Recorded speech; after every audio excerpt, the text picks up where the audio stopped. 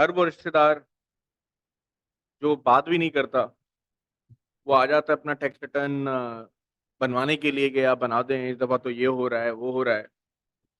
तो I can not से no to them. मैं अपनी बहन से क्या चार्ज करूं, अपने बहनोई से क्या चार्ज करूं, अपने भाइयों से क्या चार्ज करूं, अपनी अम्मा से क्या चार्ज करूं?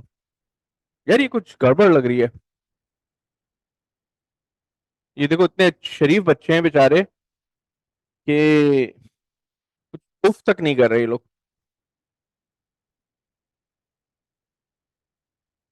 या क्लास चेंज कर दो। सही हो गया।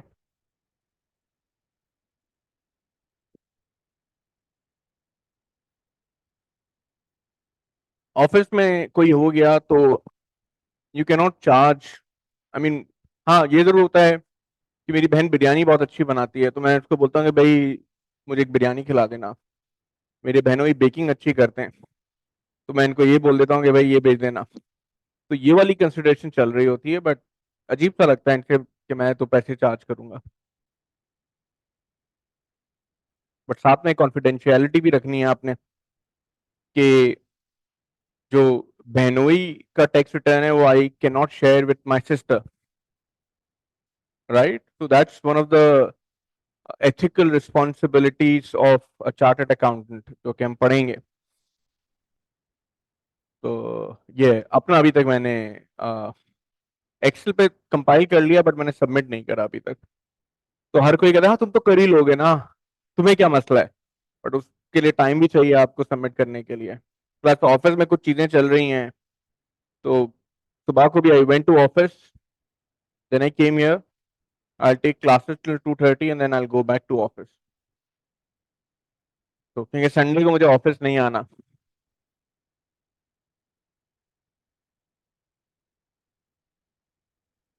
बदतमीजी होती है ये कि इस तरह से मुस्कुराना, लिफ्ट भरी हुई है जैसे ही खुले बाहर वाले बंदे को देख के आप मुस्कुरा रहे हो। It's very embarrassing for the person who is standing outside. तो हमारे यहाँ भी ऑफिस में ऐसा ही होता है। एग्जीक्यूटिव की पार्किंग इज एट B2, और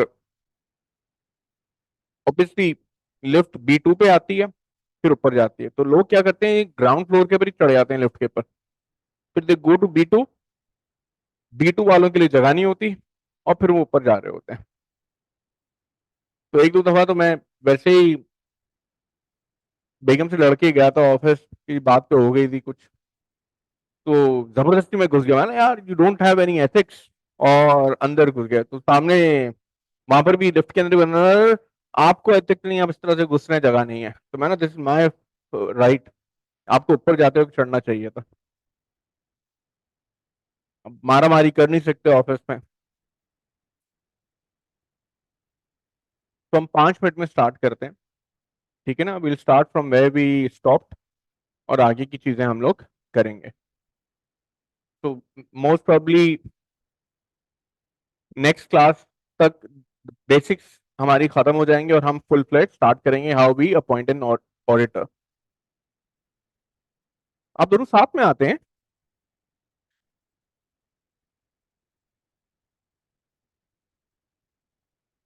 ऐसा तो नहीं होता ना कि नहीं, हम दोनों साथ में जाएंगे, मैं पहले आ गई तो मैं GCR में बैठी रहूंगी, जब तुम आओगी तो हम दोनों साथ में एंटर होंगे क्लास में।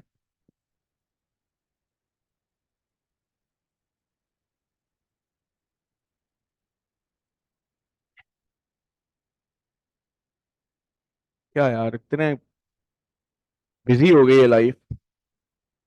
हमने सोचा था चार्ट अकाउंट बनने के बाद जिंदगी सुकून में आ जाएगी।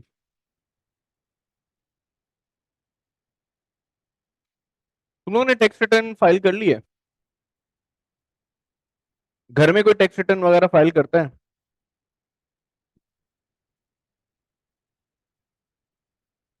तो आपके पेरेंट्स करते क्या हैं?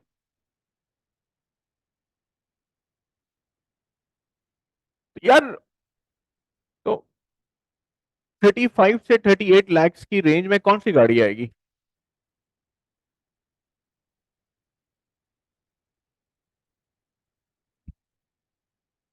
तो अगर मैं बोलूं मुझे 2700 सीसी की चाहिए, तो इस रेंज में आ जाएगी। मुझे चाहिए 2021 से 2024। नहीं नहीं, कोई भी गाड़ी आ जाए, बट 2021 के बाद की हो। नहीं नहीं, नहीं नहीं। कौन सी गाड़ी आएगी?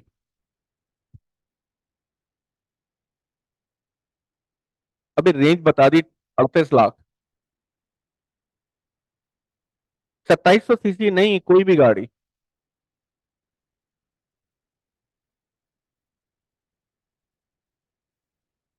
और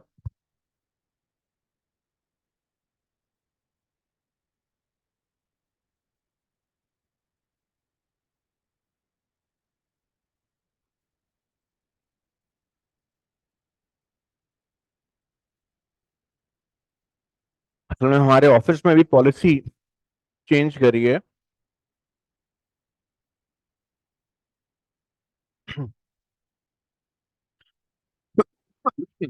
सॉरी, क्योंकि टैक्स टैक्स वगैरह बहुत बढ़ गए हैं। तो what the bank has started giving the car, कि आप के पास अगर कार लोन पे गाड़ी है, you will transfer it to the bank, और 5 साल बाद आपको हो जाएगी, आपको मिल जाएगी वो गाड़ी। तो every one is trying to upgrade their cars. मैंने सोचा यार मैं फॉर्च्यूनर को सेल करूं, कैपिटल गेन रियलाइज करूं, और कोई नई गाड़ी लूं, और अपनी लिमिट को यूटिलाइज कर लूं। तो मुझे अच्छे पैसे नहीं मिल रहे थे फॉर्च्यूनर के। फिर मैं, मेरे पास दूसरी गाड़ी भी थी, सिटी। तो आई सोल्ड दैट कार। थोड़ा बहुत कैपिटल गेन आया, और मैंने अपग्रेड कर लिया उसको अल्टस 1.6 से। तो हमारे फैसल बैंक में जो है ना, आजकल कार सेल लगी हुई है। हर कोई जो है ना अपनी गाड़ियां बेच रहा है, कोई खरीद रहा है, और दे आर अपग्रेडिंग इट। तो अगर तुम्हें चाहिए तो I can connect your father with H B with Faisal bank people. तो अच्छी टर्नओवर मिल जाएगा। But you have to work with the person right who is selling his car. तो बैंक से तो आप वैसे भी काम नहीं कर रहे होगे, तो डरते क्यों हो बैंक से इतना?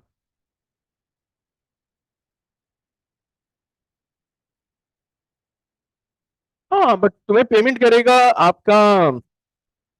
Okay, you will be purchasing the cars right from individuals. And yes, you are right, कि अगर बैंक पेमेंट करेगा तो he has to withhold certain amount of tax, जो कि आपको नहीं देना। तो तुम लोगों से गाड़ियां खरीदना सस्ते दामों में।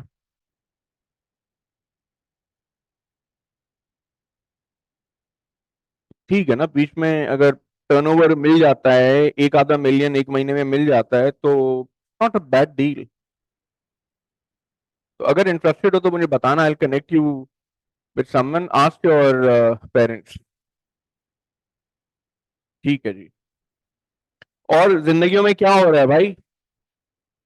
कुछ भी नहीं, बस यहाँ पर आना, पढ़ना, और बस पेपर निकालने।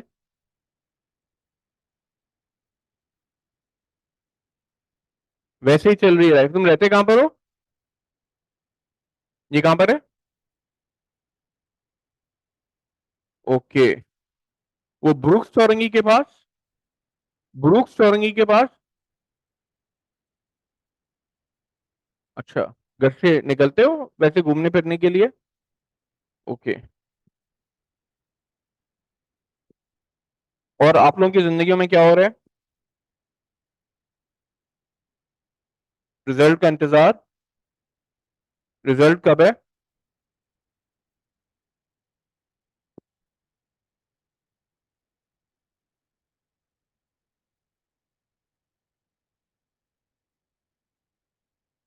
तुम दोनों साथ आते हो?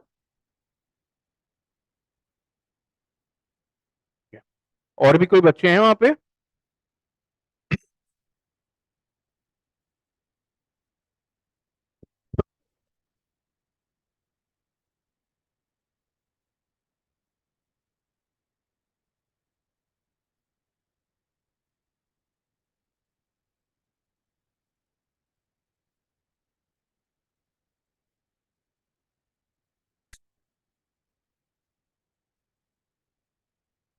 चलो, लेट्स स्टार्ट। थोड़ा सा क्विक रिकैप करते हैं, तब तक बाकी लोग आएंगे, then they join us.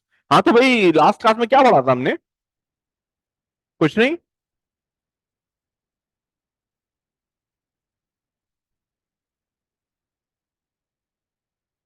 Okay, very nice. क्या फर्क है एक्सटर्नल और इंटरनल ऑडिटर में? वो मैनेजमेंट को। ओके, ठीक है। और शाबाश, एक्सप्रेस योरसेल्फ।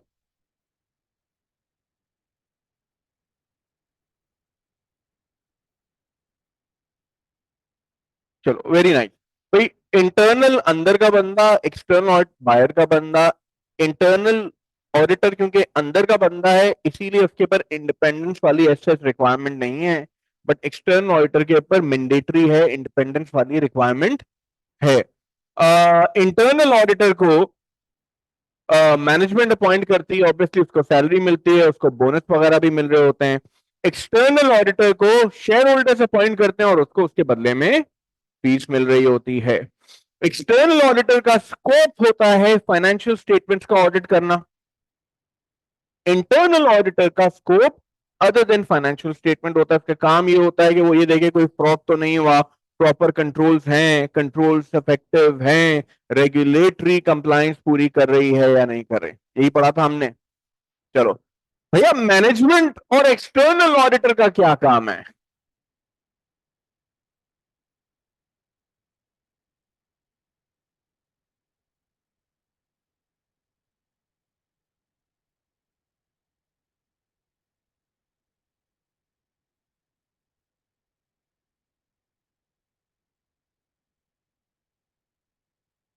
ठीक है, ये कहना चाह रहे हैं कि भाई सर, इंटर्न आपकी मैनेजमेंट का काम है कि वो फाइनेंशियल स्टेटमेंट्स बनाएगी, मैनेजमेंट का काम है कि वो डिजाइन एंड इम्प्लीमेंट करें इंटरनल कंट्रोल्स को। मैनेजमेंट का काम है कि अनरिस्ट्रिक्टेड एक्सेस दें, ना सिर्फ बल्कि साथ ही साथ हर इंफॉर्मेशन को प्रोवाइड करें which is necessary for the purpose of audit.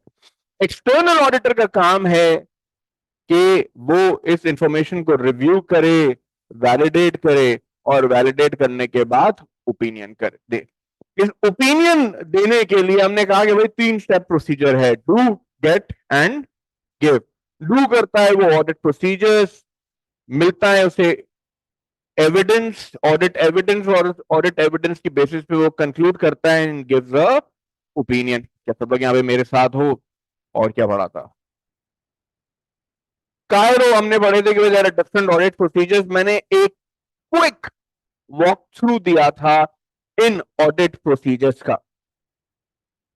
हमने ये बोला था कौन कौन से थे: confirmation, analytical procedures, inquiry, inspection, recalculation, reperformance, observation. आप लोगों ने कभी ये वाले प्रोसीजर्स परफॉर्म करे हैं?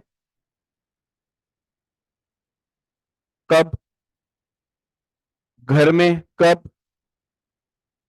जब भाई बाहर से लेट हुआ, बड़ा भाई है छोटा भाई है? ओके। और जब इंस्टीट्यूट सेलेक्ट करने के लिए गए, जब सब्जेक्ट के लिए टीचर को सेलेक्ट करने के लिए गए, तो इनमें से कुछ ऑडिट प्रोसीजर्स परफॉर्म करे होंगे। क्यों? इफेक्टिव डिसीजन ले सकें। सेटिस्फेक्शन क्या मिली तेरे को?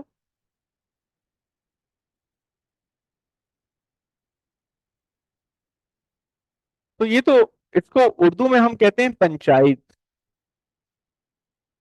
राइट? मतलब मैं तो जब तक खा नहीं लूं मुझे सेटिस्फेक्शन नहीं मिलती।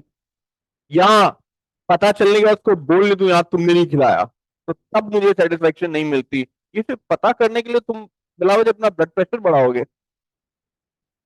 इसलिए क्योंकि आप में एक स्किल सेट है, एक एटीट्यूड है, जो हल्का हल्का सा स्टार्ट हुआ है। उस स्किल सेट को वी हैव टू पॉलिश। उस स्किल सेट का नाम है प्रोफेशनल स्केप्टिसिज्म।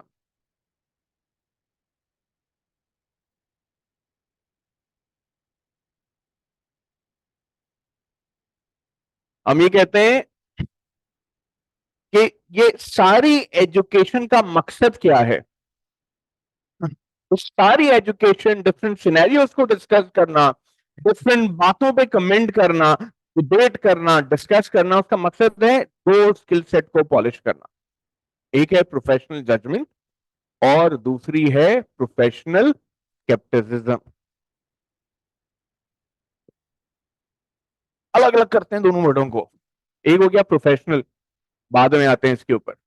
स्केप्टिसिज्म, स्केप्टिसिज्म का क्या मतलब? क्यूरोसिटी, कंफ्यूज, शाबाश, और डाउट। बिल्कुल। इसका मतलब ये वाला डाउट नहीं कि सामने वाला गलत बोल रहा है, सामने वाला झूठ बोल रहा है। ये वाला डाउट कि भाई जो सामने वाला बोल रहा है, हो सकता है वो सच बोल रहा हो सकता है वो झूठ बोल रहा हो। You have to perform certain procedures to validate कि जो सामने वाला बंदा बोल रहा है वो सही है या नहीं। And scepticism is a good thing. और नहीं ना, बाद दफा लोग नफसियाती हो जाते हैं, शक कर रहे होते हैं बिला वजह। तो ये वाला नहीं, इसलिए हम कहते हैं प्रोफेशनल स्केप्टिज्म। प्रोफेशनल स्केप्टिज्म का मतलब ये प्रोफेशनली। ऐसा नहीं कि सामने वाले क्लाइंट के पास गए, क्लाइंट को जाके बोला कि आप तो झूठ बोल रहे हैं, प्रूव करें। इतना सच नहीं बोलना। अगर आपको लग रहा है वो झूठ भी बोल रहा है, तो you don't have to say that. Professional scepticism. तो सर प्रोफेशनल स्केप्टिज्म है क्या? Professional scepticism is an attitude. माशाल्लाह से आप सब में है।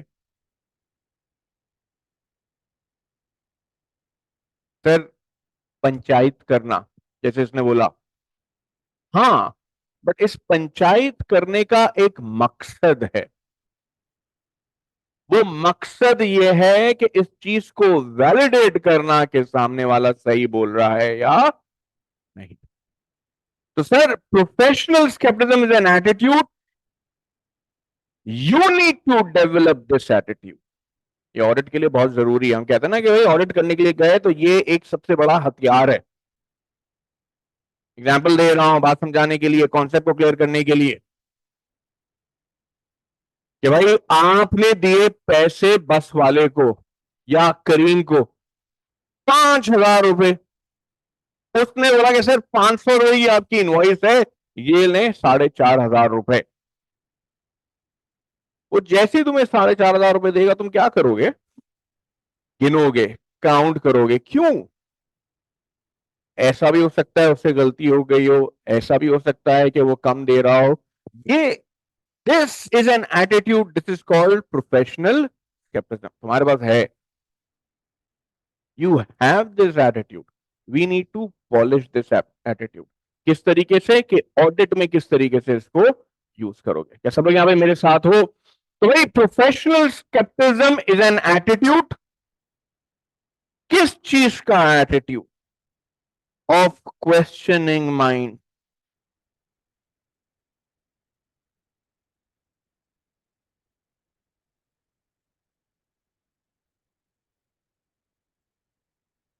बीइंग अलर्ट,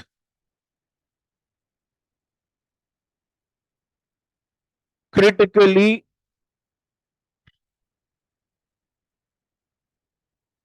assessing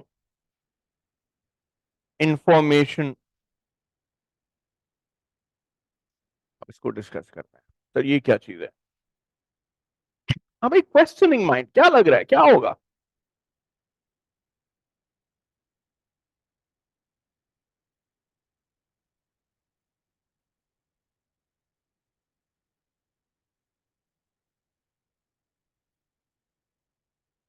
हाँ भाई, क्या लग रहा है क्वेश्चनिंग माइंड?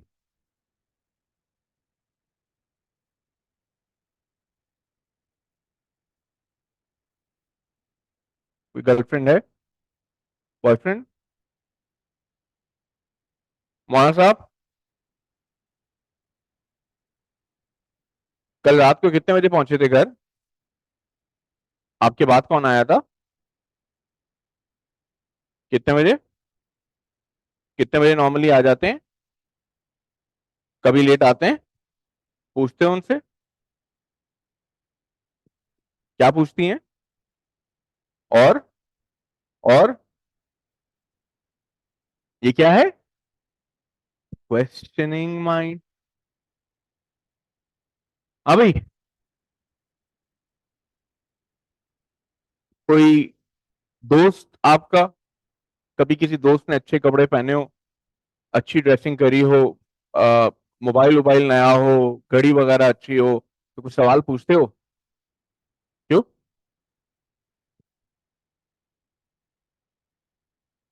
अरे यार, मतलब एक हकीर से खाली पिज्जा के डब्बे की तो इन्वेस्टिगेट कर लेता है। अरे भाई, वो एक एक बीच में ऐड आ रहा था ना, एक फिल्म का डायलॉग भी, ये कहाँ से आए ये झुमके, किसने दिए ये झुमके? वो क्या था? Professional scepticism, questioning mind. आप सवाल पूछते हो, जो इंफॉर्मेशन मिलती है उसको प्रोसेस करते हो, उसको प्रोसेस करते हो कि आपस में सारी चीजें कोरोबरेट कर रही हैं या नहीं कर रही। सबसे पहली चीज, जब भी हम ऑडिट करने के लिए जाते हैं ना, तो हम जाते हैं क्लाइंट के पास जाके किक ऑफ मीटिंग करते हैं और उसको बोलते हैं भाई बताओ तुम्हारा बिजनेस क्या है, बताओ इस साल तुमने क्या करा, बताओ इस साल कोई ट्रांजैक्शंस वगैरह हुई या नहीं हुई।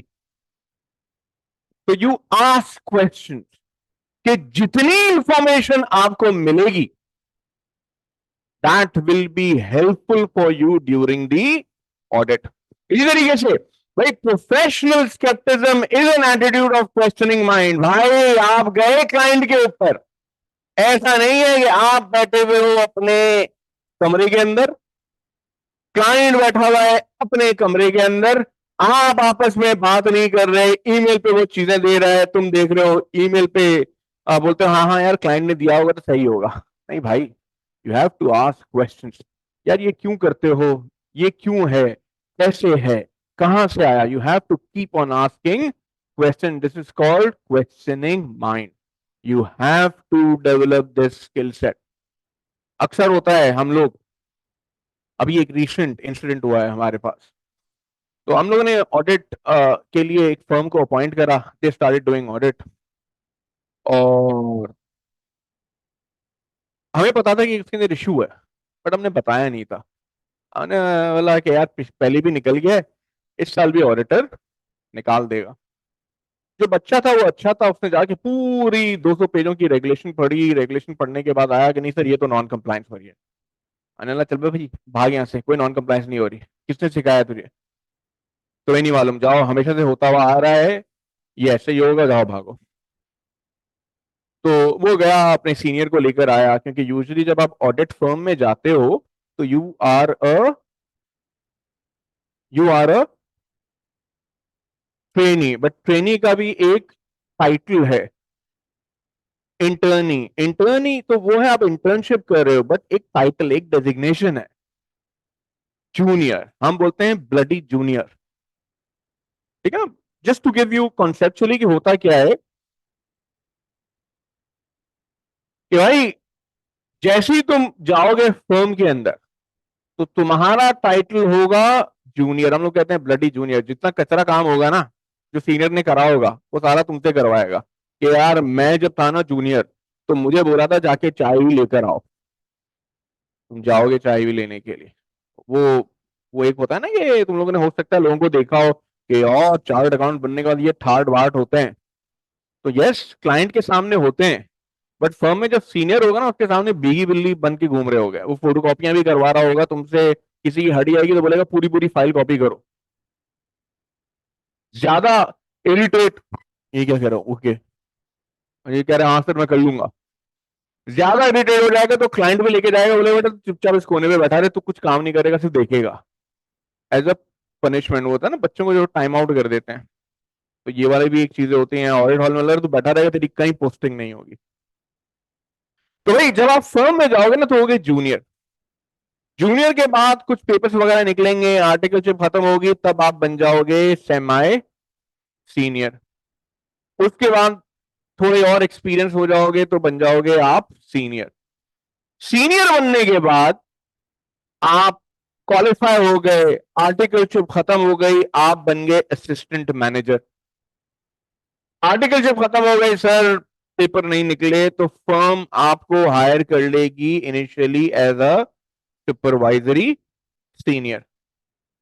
फिर फर्म में कुछ टाइम स्पेंड करोगे, मैनेजर बनोगे, मैनेजर बनने के बाद सीनियर मैनेजर, डायरेक्टर, और डायरेक्टर बनने के बाद आप बन जाओगे पार्टनर। ये पार्टनर कौन होता है भाई? Might be but not necessary. Partner बनने के भी चंद टाइम के बाद पार्टनर को apart from remuneration he is also included in profit sharing, but एकदम से वो भी नहीं होता। तो ये वो बंदा है, ही is the one who science the audit report.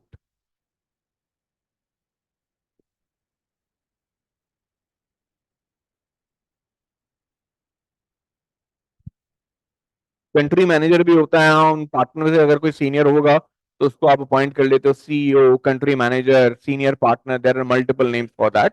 But हम वहां पे भी नहीं जा रहे भाई, हम उस बात को समझ रहे हैं जो मैं बताना चाह रहा हूँ। ये जो सर जो ऑडिट रिपोर्ट होगी वो क्या हम साइन नहीं करेंगे? नहीं भाई, तू तो जा रहा है वहां पे मजदूरी करने के लिए, सीखने के लिए, तू साइन नहीं करेगा। जो साइन करेगा वो होगा पार्टनर। तो सर फर्म में तो 10-10 पार्टनर होते हैं, क्या 10 के 10 साइन करेंगे? नहीं, हर क्लाइंट का एक पार्टनर रिस्पॉन्सिबल होगा ऑडिट का। ही is the one responsible for signing the audit report of that client. उसको हम कहते हैं engagement partner.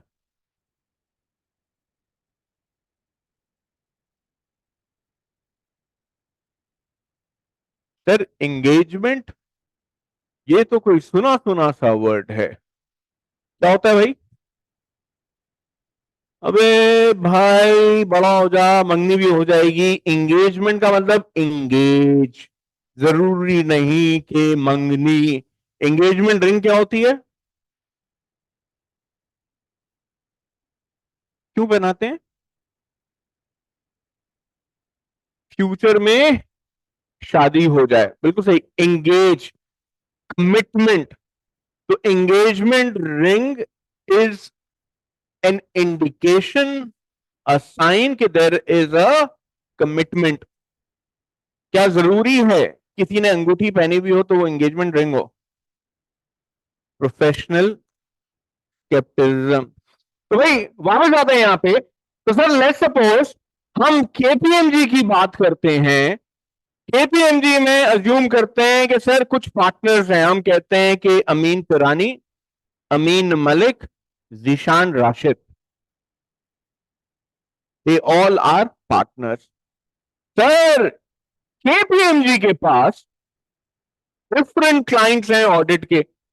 Sir Amin Pirani HBL का ऑडिट देखते हैं, अमीन मलिक सुनहरी का ऑडिट देखते हैं, जीशान राशिद फैसल बैंक का ऑडिट देखते हैं, और साथ ही साथ यूनिलीवर का भी ऑडिट देखते हैं। तो एचबीएल के लिए एंगेजमेंट पार्टनर है वो कौन कहलाएगा? एपी, अमीन पिरानी, क्योंकि ही is the one responsible for this engagement. जो सुनहरी बैंक है उस सुनहरी बैंक के लिए एंगेजमेंट पार्टनर कौन कहलाएगा? एएम, अमीन मलिक। और फैसल बैंक है उसके लिए एंगेजमेंट पार्टनर कौन होगा? Z are. यूनिलीवर के लिए एंगेजमेंट पार्टनर कौन होगा? Z R. यानी yes there are multiple partners, but हर पार्टनर्स को असाइन हुए हुए होते हैं कि भाई ये वाले क्लाइंट्स का ऑडिट आपने करना है, ये वाले क्लाइंट्स का ऑडिट आपने करना है। जिन क्लाइंट्स का ऑडिट उन्होंने करना है वो कहलाते हैं engagement partner for that client. तो यह है पूरी हायरार्की फर्म के अंदर। तो सर जब फर्म के अंदर आप जाओगे ना, आपकी एंट्री होगी इस लेवल पे, जूनियर पे। थोड़े बहुत पैसे भी मिल जाते हैं आपको मजदूरी के, जिसको हम कहते हैं स्टाइपेंड। सर आप तो डिमोटिवेट कर रहे हैं ऐसी बातें करके। मतलब हम लोगों को मजदूरी करने के पैसे मिल रहे हैं, थोड़े बहुत पैसे मिल रहे हैं, तो हम क्यों कर रहे हैं इसलिए? बेटा जब तेरी आर्टिकल जब खत्म होगी, क्वालिफाई होगी, तब जाके मशीन सही तरीके से नोट छापने लगेगी। फिलहाल तो गुजारा करना है चंद साल। तो सर सिर्फ स्टाइपेंड मिलेगी? नहीं, और भी चीजें मिलती हैं जो कि लोग बताते ही नहीं है जिन्हें मिलती है। सर अच्छे क्लाइंट पे गए तो लंच भी खिलाएगा, डिनर भी खिलाएगा। सर आपकी क्लाइंट पे पोस्टिंग हो गई तो आपको कन्वेंस भी मिलेगा, अदर देन दी स्टाइपेंड। सर बास फर्म्स की पॉलिसी है कि अगर आप क्लासें लोगे तो उनकी फीस भी वो रिम्बर्स कर देंगी। सर बास फर्म्स की ये पॉलिसी है कि अगर आप कोई बुक्स वगैरह लोगे तो एक कैप तक वो बुक्स की भी रिम्बर्समेंट आपको कर देंगे। तो ये सारे बेनिफिट्स भी साथ में आपको फर्म में मिल रहे होते हैं, which is a variable cost. But this stipend is a fix component which is based on your paper status. कैसे लोग यहाँ पे मेरे साथ हो? तो सर ये जो जूनियर है ना, ये बिल्कुल ही टुच्चा है। उसका काम ये है कि भाई तू अभी नया नया आया है, तुझे सिर्फ ऑब्जर्व करना है। जब कोई भी चीज तुम परफॉर्म करोगे या तुम्हें कोई मसला निकलता है तो तीने चढ़ा के तू क्लाइंट के पास नहीं चला जाएगा लड़ने के लिए, भाई गलत कर रहे हो।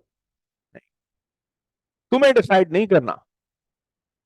तुम्हें जो भी मसला नजर आता है you will share it with semi senior या senior, they are more experience.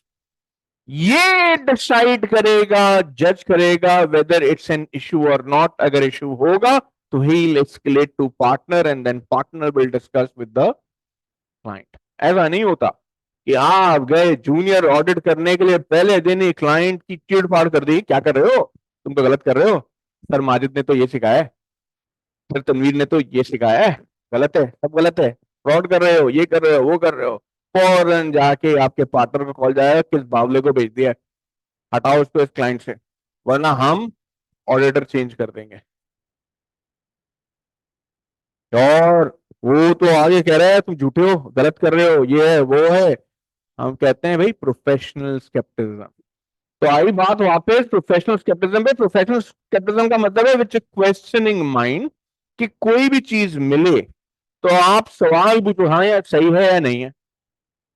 कोई और इंफॉर्मेशन आपको पूछनी है, कोई और इंक्वायरी करनी है इस चीज को वैलिडेट करने के लिए कि सही है या नहीं है। तो we have to develop that attitude sir. और बीइंग अलर्ट, बीइंग अलर्ट का मतलब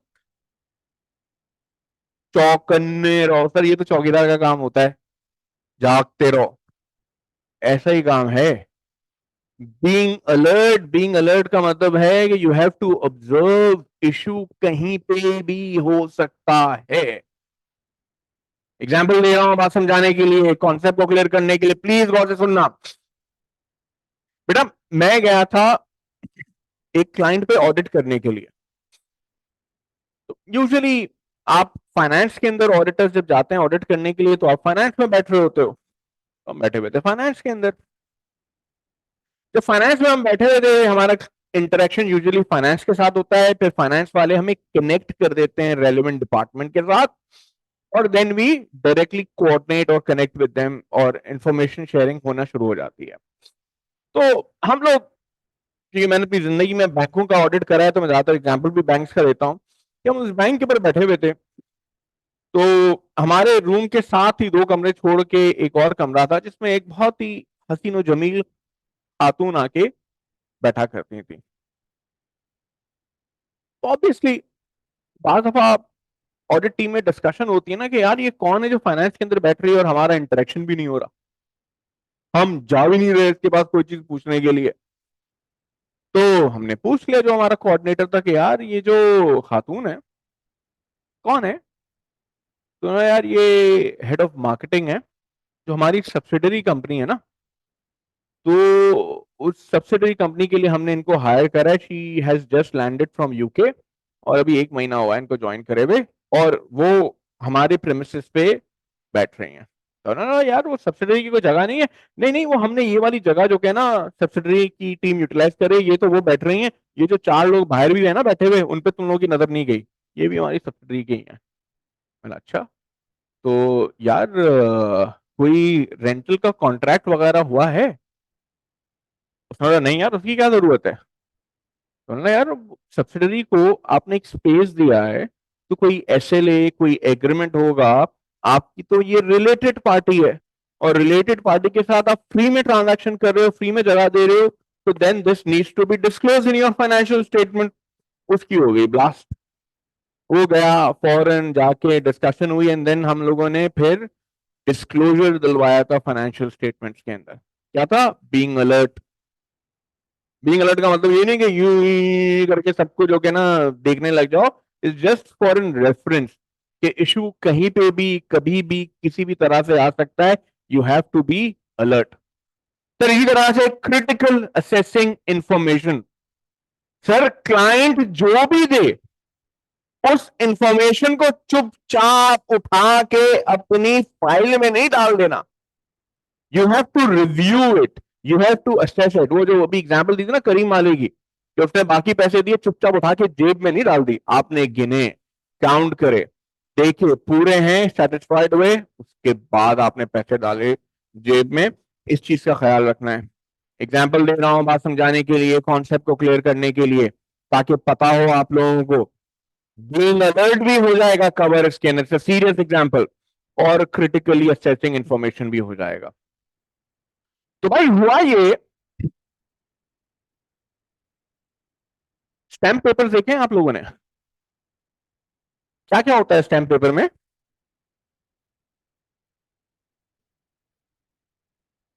बिल्कुल कोर्ट से आते हैं, जरूरी नहीं है कोर्ट का ऑर्डर हो। यूजुअली जो एग्रीमेंट्स वगैरह भी रेंटल के हो गए, प्रॉपर्टी के बाय सेल के हो गए, तो वो स्टैम्प पेपर पे होते हैं। स्टैम्प पेपर के ऊपर एक डेट लिखी हुई होती है। वो डेट होती है डेट ऑफ इशूमेंस, कि ये स्टैम्प पेपर कब इशू हुआ है। तो भाई हुआ ये कि मैं एक जगह ऑडिट पे था गया हुआ, और मैं सेमी सीनियर था उस वक्त। मैं रिव्यू कर रहा था फिक्स एसेट्स। क्योंकि जब आप ताजा ताजा जाते हो ऑडिट के अंदर, तो पहले आपको वो हेड दिया जाता है जिसके आप जो आपने अभी ताजा ताजा पढ़ा हो। तो यूजुअली IS 16 आप लोगों की फिंगर टिप्स पे होता है। तो मैंने बोला यार ये आसान है, ये दे दो मेरे को, काम भी कम करना पड़ेगा। अब मेरे वहमो गुमान में भी नहीं था कि इसमें से भी मसले निकल आएंगे। तो वहां क्या, तो मैंने बोला यार अपना फिक्स स्केड्यूल दे दो, डिप्रिसिएशन की वर्किंग दे दो, जो बाइंग एंड सेलिंग हुई है उसकी इंफॉर्मेशन दे दो। फिर हमने सैम्पलिंग के ऊपर जो मटेरियल ट्रांजैक्शंस थी, तो उसका मैंने बोला यार इनकी जो सेल एग्रीमेंट है ना वो दे दो। तो उन्होंने एक प्रॉपर्टी सेल करी थी, तो मैंने बोला यार ये जो प्रॉपर्टी है ना, इसका सेल एग्रीमेंट भी आप हमें दे दो, है ना, ठीक है। उन्होंने एग्रीमेंट वगैरह दिया। अब यहाँ पे मेरी रिस्पॉन्सिबिलिटी क्या है as an auditor? Professional scepticism क्या कहता है? तुम होते क्या करते? ओह, जाली तो नहीं बना हुआ, तो कैसे चेक करेगा? तो देखिएगा यार इस एग्रीमेंट के पीछे जो बैक एंड जो ट्रांजैक्शंस एग्री हुई हैं वो एक्चुअली बैंक स्टेटमेंट में रिफ्लेक्ट हो रही हैं या नहीं हो रही, ठीक है। और तो ये देखते हैं कि यार ये जो टर्म्स हैं, इस टर्म्स के मुताबिक ट्रांजैक्शन हुई है या नहीं हुई है। तो भाई वो हुआ ये था कि जो सेल की ट्रांजैक्शन की डेट आ रही थी उस एग्रीमेंट के अंदर, वो डेट थी 30, I might be wrong, 13 June 2006, if I am not wrong. इस दिन शेयर की ट्रांजैक्शन हुई। और जो स्टैम्प पेपर था ना, वो स्टैम्प पेपर की इश्यूज डेट आ रही थी 5 जुलाई 2006।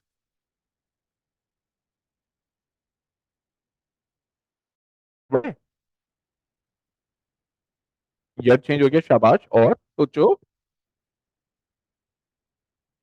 सर, स्टैम्प पेपर तो पहले का होगा ना, उसके बाद सेल के टर्म्स उसके अंदर डालोगे।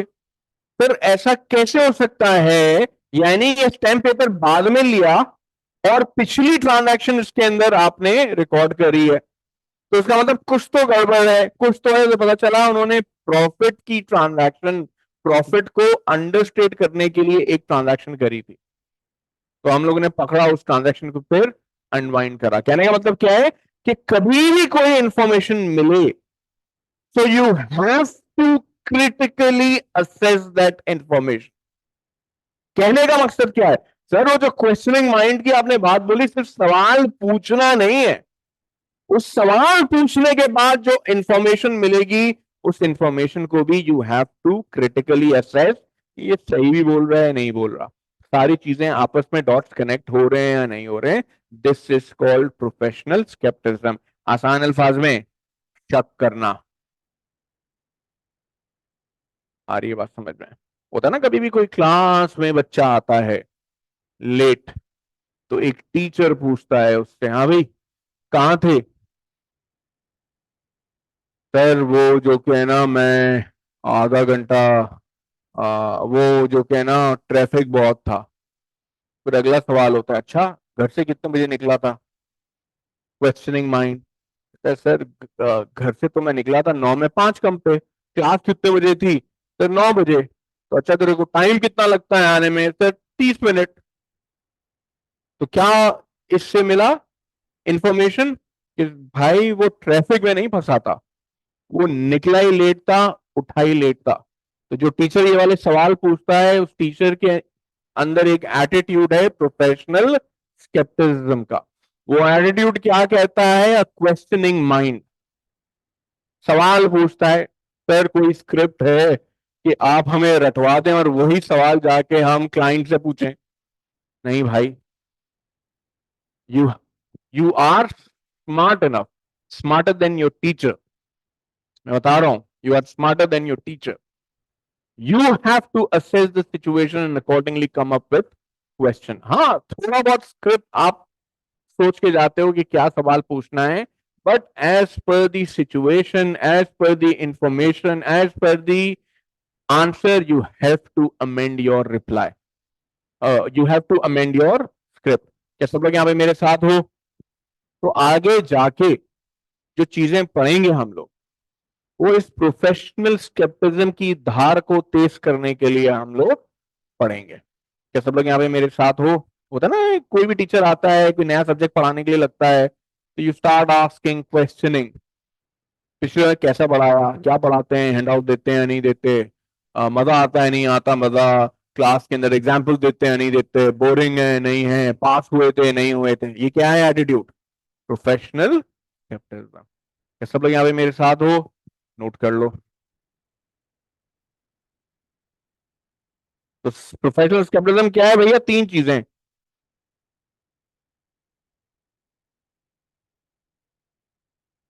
तो बातों बातों में हमने एक हल्का सा ओवरव्यू कर लिया। Professional skepticism is an attitude of a questioning mind, being alert and critically assessing the audit evidence या information। यानी कि ऐसा भी हो सकता है कि मैनेजमेंट सच बोल रही हो, ऐसा भी हो सकता है मैनेजमेंट झूठ बोल रही हो। हम सारी क्लासें फिजिकल लेंगे, हम सारी क्लासें फिजिकल लेंगे, आओ। You have to critically assess कि यार ये सच बोल रहे हैं, नहीं बोल रहे। क्या सब लोग यहाँ पे मेरे साथ हो? चलो।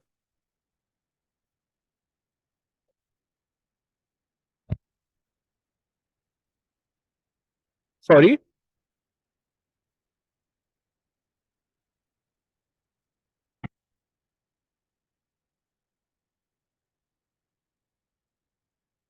ओके, बिल्कुल सही, आगे बोलो।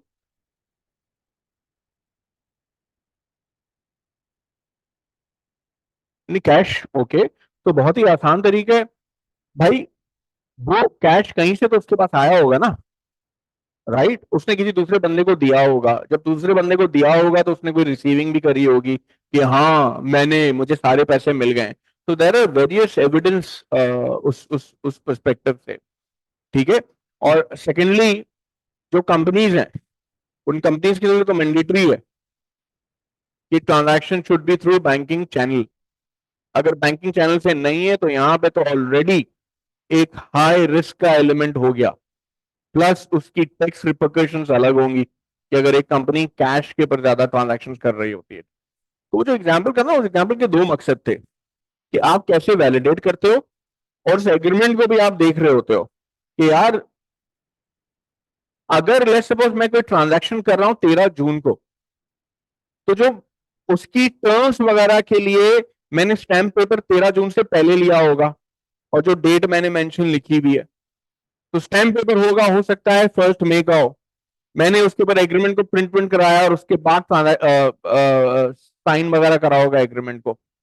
तो यूजुअली जो स्टैम्प पेपर होता है वो स्टैम्प पेपर पहले का होता है, और उसके बाद फिर उसके ऊपर साइनिंग वगैरह ये सारी चीजें हो रही होती है।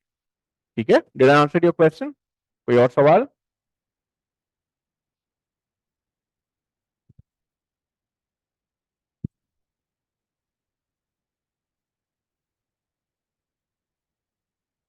बिल्कुल, आप सही कह रहे हो, मैं एग्जांपल दे रहा हूं, बट जरूरी नहीं है कि हर कोई ऐसे सोचे।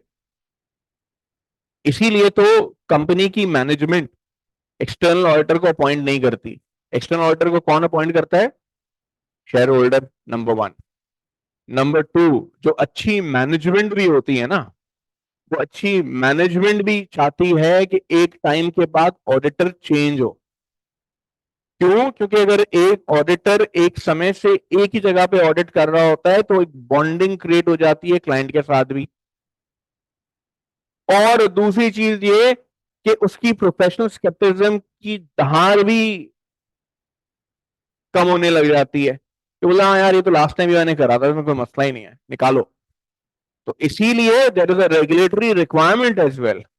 After X number of years you have to change the audit firm, या after X number of years at least you have to rotate the engagement partner। आ रही बात समझ में? और जो अच्छी मैनेजमेंट होती है वो चाहती है कि ऑडिटर चेंज हो ताकि प्रॉपरली ऑडिट हो, जो मकसद है ऑडिट का वो फौत नहीं हो। एग्जांपल दे रहा हूं, मैंने अभी एक इंसिडेंट बताया, अभी कल हुआ है मेरे साथ, मैं अभी ऑडिटर को फोन करके बात भी करनी है। तो हमने एक एक एक एक एलिमेंट है, उसके लिए ऑडिटर को चेंज करा। तो जो नया ऑडिटर आया वो नया पर्सपेक्टिव लेकर आया, नया पर्सपेक्टिव लेकर आया, नए तरीके से चीजों को देखा, और उसने एक नया मसला निकाला जो आज से पहले ऑडिटर ने पकड़ा ही नहीं था।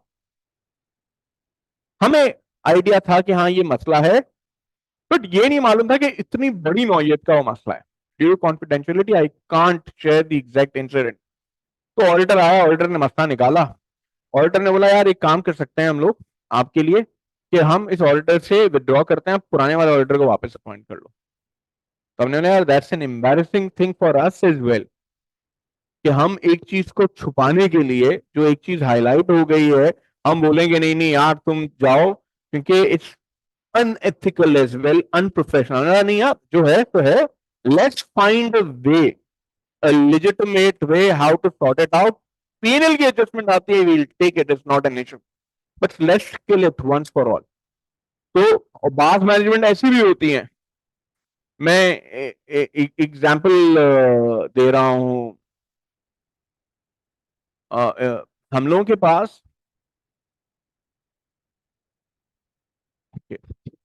हम लोग गए थे फिजिकल काउंट के लिए। फिजिकल काउंट किस चीज का था? आपके एक गवर्नमेंट की, एक इदारे के फिक्स एसेट्स का फिजिकल काउंट। गैस करो। हाँ, एसटीबी। और वो तो अलग था, एक और जगह पे, सेंट्रल जेल। सेंट्रल जेल पे हमारी फर्म से एक टीम गई थी ऑडिट के लिए, ऑडिट क्या, फिजिकल काउंट के लिए। अब जब आप जाते हो ना, तो सबसे पहले क्या चीज होती है कि आप क्लाइंट को इंफॉर्मेशन दे, तो भाई ये चीजें हमें चाहिए, हमें एक सिस्टम चाहिए, हमें ये इंफॉर्मेशन चाहिए, हमें आप प्रोसेसेस वगैरह बताओ, एसेट्स कहाँ कहाँ पड़े हुए हैं वो बताओ, फिक्स एसेट्स का रजिस्टर दो ताकि हम उसको रिव्यू करें। हाँ सर, बिल्कुल कोई मसला नहीं है। हम जैसे ही गए उन्होंने बाकर खानी और चाय भी अरेंज करके दी, हमने वो खाई, लंच वंच भी उन्होंने अरेंज करके दिया। शाम के वक्त वो पेस्ट्रीज वगैरह भी लेकर आते थे, हमने खाया बंट के, हमने बोला यार खाओ, मिल रहा है तो खाओ, रिस्क तो अल्लाह ताला देता है। तो हमने माशाल्लाह से खाए। तो दूसरा दिन गुजरा, तीसरा दिन गुजरा, हमने बोला सर वो कंप्यूटर तो देते हैं, हम लोग काम शुरू करें। उस वक्त लैपटॉप वर नॉट कॉमन, तो कंप्यूटर लेकर आ गए। कंप्यूटर के ऊपर हमने एक दिन लगा उसको प्लग व्लग लगाने में, चलाया। हम तो ऑडिटर थे, हमने बोला हम क्यों प्लग लगाएं, हमने बोला यार इसकी एक्सटेंशन बोर्ड लाओ चालू करो। तो एक हफ्ता यूं गुजर गया। अगले दिन मंडे वाले दिन आए तो एक बच्चा उस कंप्यूटर पे बैठा हुआ डेंजरस डेव खेल रहा था। उस पर गेम होता था dangerous Dave, I don't know you have heard about this game और नॉट। तो डेंजरस डेव का गेम खेल रहा था। हमने बोला यार ये कौन हो, क्यों यहाँ पर हो? तो उसने बोला ये मेरा पीसी है। तो हमने बोला अच्छा। तो हमने जो हमारा कोऑर्डिनेटर था हमने उसको बुलाया कि यार ये जो बच्चा है कौन है? ये हमारे वो एसपी साहब है उनका बेटा है, ये उनके घर से हम पीसी लेकर आए हैं। तो बच्चा जिद कर रहा था तो इसलिए हम इसको यहाँ पे लेकर आए, अभी थोड़ी देर में चला जाएगा, इसकी ट्यूशन का वक्त हो रहा है। तो मैंने कहा ठीक है, ये एसेट किसका है? तो बोला ये तो ये जेल की प्रॉपर्टी है। तो उनके घर पे क्या कर रहा था? तो उसने बोला कि नहीं यार वो तो सब चलता है, इतना तो चलता है। हमने बोला ठीक है भाई, वो तो डेटा हमें ऑडिट रिव्यू करना है, फिजिकल काउंट करना है, उसकी इंफॉर्मेशन तो दो। जब हमने ज्यादा इंसिस्ट करा तो उसने क्या करा कि एक कमरे का ताला खोला, और जिसमें बोरियों में जो कि ना रजिस्टर्स पड़े हुए थे। वो कमरे की हालत ऐसी थी कि धूल मकड़ी के जाले। और हमने बोला यार कोई बंदा बंदा है जो हमें रिकॉर्ड्स निकाल के दे साफ करके ताकि हम उसको शुरू करें। बोला नहीं सर ये है जो भी है यहाँ पर है, आप देख लो। तो जब हम एक दफा गए तो पूरा डस्टी डस्टी खांसी वगैरह हुई, हम लोग बाहर आए, बाहर आके हमने बताया अपने एंगेजमेंट पार्टनर को, भाई ये मसला है, एक हफ्ता हो गया है, माशाल्लाह से हम खा रहे पी रहे बड़ा जबरदस्त है, काम नहीं कर रहे कुछ भी। अब आप बताओ हम कैसे करें कि we feel we will not be able to perform this physical count, क्योंकि अभी तक बेसिक सेट ऑफ इंफॉर्मेशन हमें नहीं मिला है, अब हम क्या करें? तो the partner had a discussion with the senior person over there, and then we walked through from that engagement कि ए, एक तो उसके ऊपर एक रेगुलेटरी रिस्क भी है, be there is a high element of misappropriation of assets as well, क्योंकि ये these are certain indication as well. और अगर फर्म जाएगी तो फर्म कितने मसले निकाल लेगी जब किसी की इंटेंशन ही अगर खराब हो।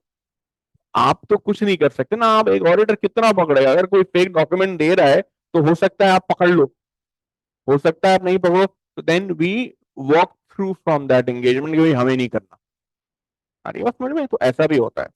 और एज अ मैनेजमेंट, मतलब जो मेरा थॉट प्रोसेस है, it's very embarrassing for me कि मेरा ऑडिटर बोले मैनेजमेंट की इंटेंशन खराब है इसलिए मैं जा रहा हूं छोड़ के, मैं नहीं करूंगा ऑडिट। यानी आसान लगा, बोला तू झूठा है, तू मक्कार है, मैं तेरा ऑडिट नहीं करूंगा क्योंकि मुझे तुझ पे टके का भरोसा नहीं। आ रही है बात समझ में? बट लोग ऐसे हैं, दिस इज व्हाट वी से इन प्रोफेशनल स्पेक्ट्रम, ऐसे लोग होते हैं। तो you need to be careful, you need to evaluate. जब आप डिस्कशन करते हो, बात करते हो, तो आपको पता चल जाता है। क्लियर हो? क्या सब लोग यहाँ पे मेरे साथ हो? कोई सवाल यहाँ पे? कोई सवाल? अच्छा, अभी मैंने सिर्फ एक पार्ट बताया कि है क्या ये, अभी हम आगे पढ़ेंगे इसके बेनिफिट्स क्या होते हैं। Just an overview so you have an idea. इसी तरीके से गाड़ी कौन चलाता है? तो सफा मुझे एक चीज बताओ कि लेट्स सपोज आप गाड़ी चला रही हो, एक तरफ एक बुढ़ा आदमी है, दूसरी तरफ बच्चा है, किसको मारोगे? हाँ, इससे पहले क्या बोला था? किसी को भी नहीं। तो अगर मैं होता तो मैं ब्रेक मारता, राइट? तो what this is called judgement. तो जो दूसरा एलिमेंट एक इंपॉर्टेंट है ऑडिटर के लिए, वो है प्रोफेशनल जजमेंट।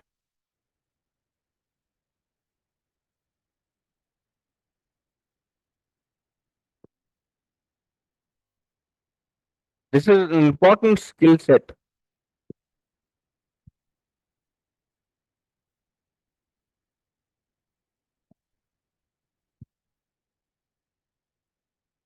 तो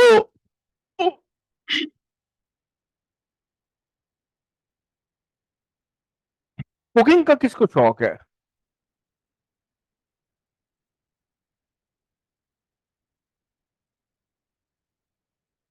कोई नहीं है जिसको कुकिंग का शौक हो।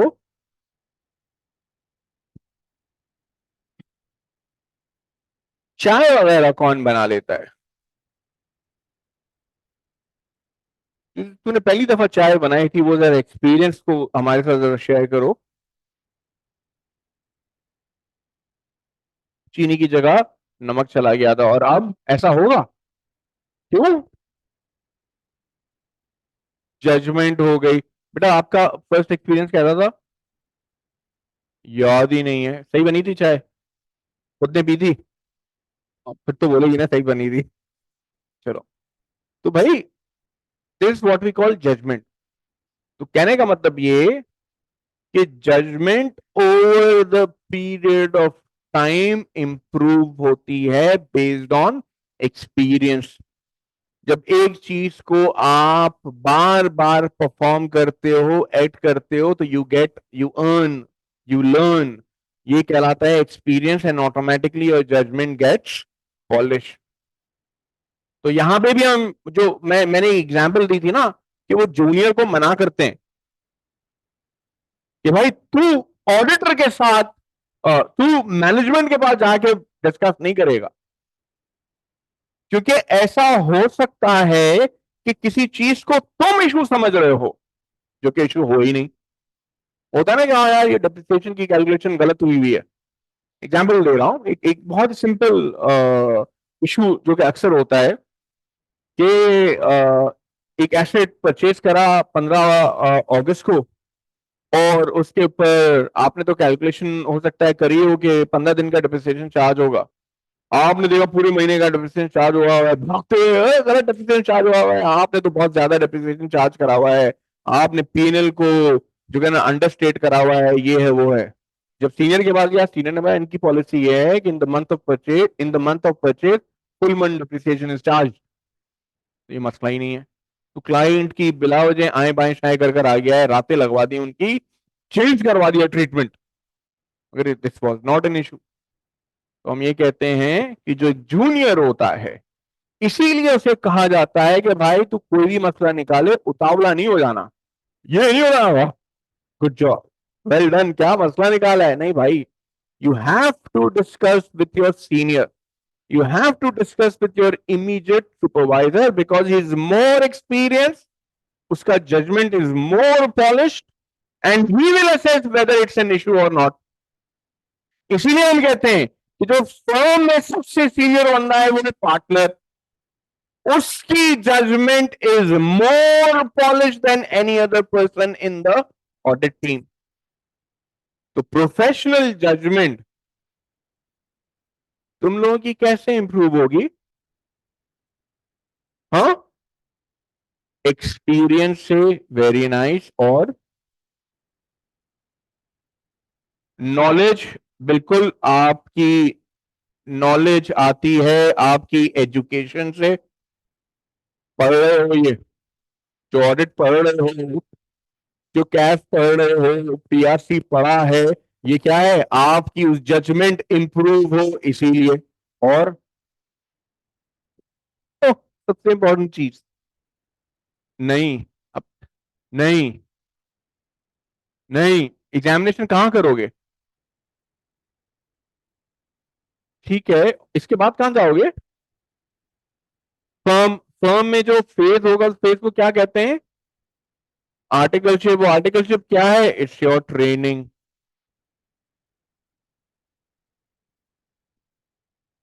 Cumulative audit knowledge experience and training, बिल्कुल सही बेटा, हमें यहीं पे पहुंचना था, आपने पहुंचा दिया, आप ही की वजह से हमने ये तीन चीजें लिखी है यहाँ पे। प्रोफेशनल जजमेंट का मतलब ये एक्सपीरियंस इंप्रूव कैसे होती है, बेस्ड ऑन एक्सपीरियंस, नॉलेज, और तीसरी चीज ट्रेनिंग। सर, एक ऑडिटर के पास किस चीज की प्रोफेशनल जजमेंट होगी, किस चीज की ट्रेनिंग होगी, किस चीज की नॉलेज होगी, और किस चीज का एक्सपीरियंस होगा? सर सॉरी, तुम्हारा नाम क्या था? फैजान, सुफियान, शायान, तेरे पीछे चाय बनाने वाला मोहम्मद जकरिया।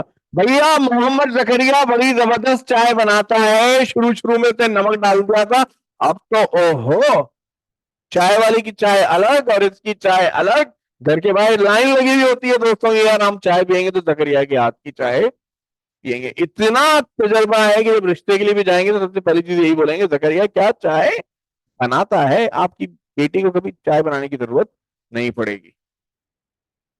प्रोफेशनल जजमेंट है, बट एक ऑडिटर के लिए ये चीज रेलिवेंट है, एक्सपीरियंस भी है। एक ऑडिटर के लिए ये चीज रेलिवेंट है, वो कह रहे हैं हाँ सर अभी तो आपने बोला था कि ये जो ब्लडी जूनियर होगा वो चाय बनाएगा। हम तो ऑडिट के पर्सपेक्टिव से बात करें, वो तो छोटे मोटे टुच्चे काम चल रहे होते हैं। तो भाई ये प्रोफेशनल जजमेंट जो कि है एजुकेशन, नॉलेज और ट्रेनिंग, किस चीज की होगी? ओए यार ये नहीं करो यार, तुम लोगों के पास हैंडआउट है मेरा? ओके, अभी खोलना नहीं है, बताना है। तुम लोग क्या क्या पढ़ रहे हो? तुम लोग पढ़ रहे हो ऑडिटिंग, ये प्रोफेशनल जजमेंट होगी ऑडिटिंग की। ये प्रोफेशनल जजमेंट होगी अकाउंटिंग की, क्योंकि तुम ये देखोगे। ये प्रोफेशनल जजमेंट होगी एथिकल स्टैंडर्ड्स की। सर मैं गाड़ी बहुत अच्छी चलाता हूँ, क्या प्रोफेशनल जजमेंट है? मेरा आज तक ना कभी चालान हुआ है, ना कभी एक्सीडेंट हुआ है, एज एन ऑडिटर फायदा नहीं। ये प्रोफेशनल जजमेंट चाहिए ऑडिटिंग की, इंप्रूव होनी चाहिए ऑडिटिंग की, अकाउंटिंग की, एथिकल स्टैंडर्ड्स की। तो ये दो स्किल सेट हैं, प्रोफेशनल स्केप्टिज्म, प्रोफेशनल जजमेंट। क्या सब लोग यहाँ पे मेरे साथ हो? तो भाई ये प्रोफेशनल जजमेंट एक ऑडिटर के लिए किस चीज के लिए जरूरी है, कहां कहां जजमेंट?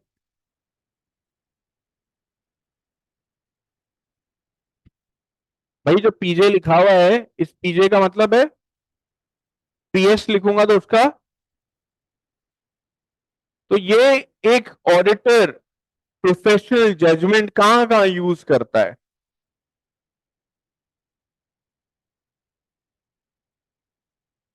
सोचो, कुछ बातें हमने करी हैं, आई डोंट एक्सपेक्ट कि you will give an answer.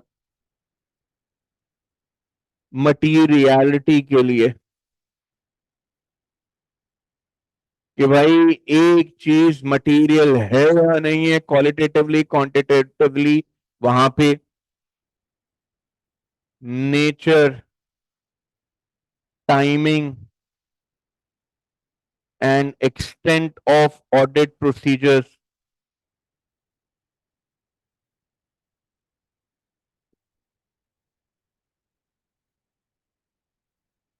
Sir कब ऑडिट प्रोसीजर्स परफॉर्म करने चाहिए, कितने परफॉर्म करने चाहिए, कौन से परफॉर्म करने चाहिए, क्या है जजमेंट। जैसे जैसे एक्सपीरियंस होगे यू विल लर्न, आपकी प्रोफेशनल जजमेंट बेहतर होगी। और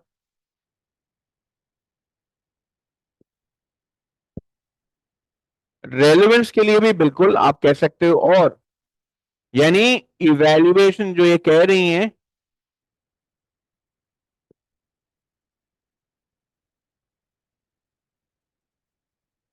audit evidence is sufficient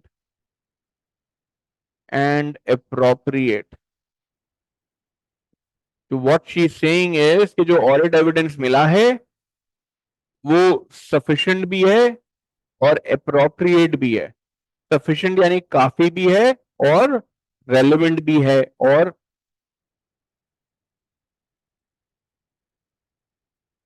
evaluate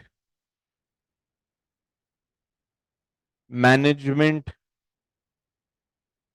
judgment of applicable financial reporting framework। और क्या है सर? Drawing conclusions.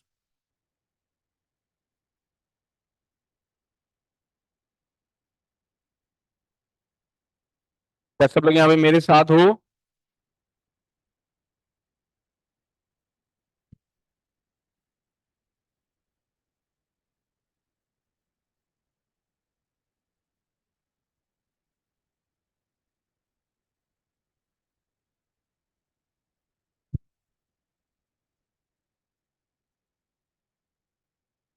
हाँ भाई, कोई सवाल?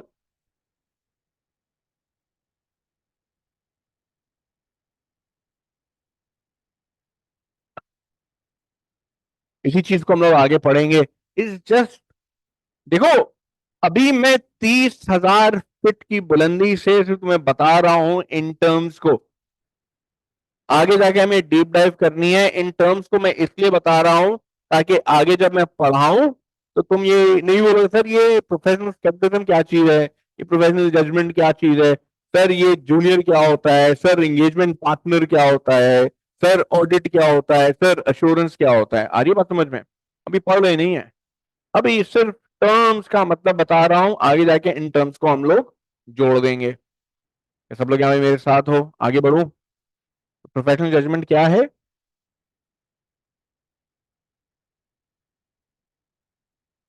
ओके। प्रोफेशनल जजमेंट कैसे आता है?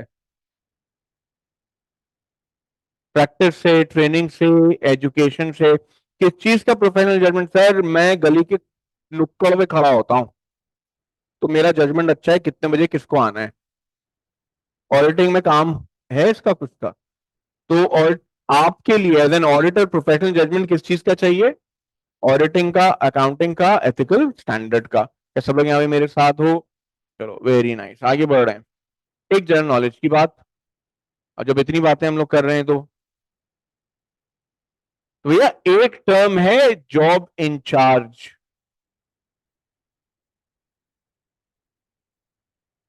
ये जॉब इंचार्ज कौन होता है?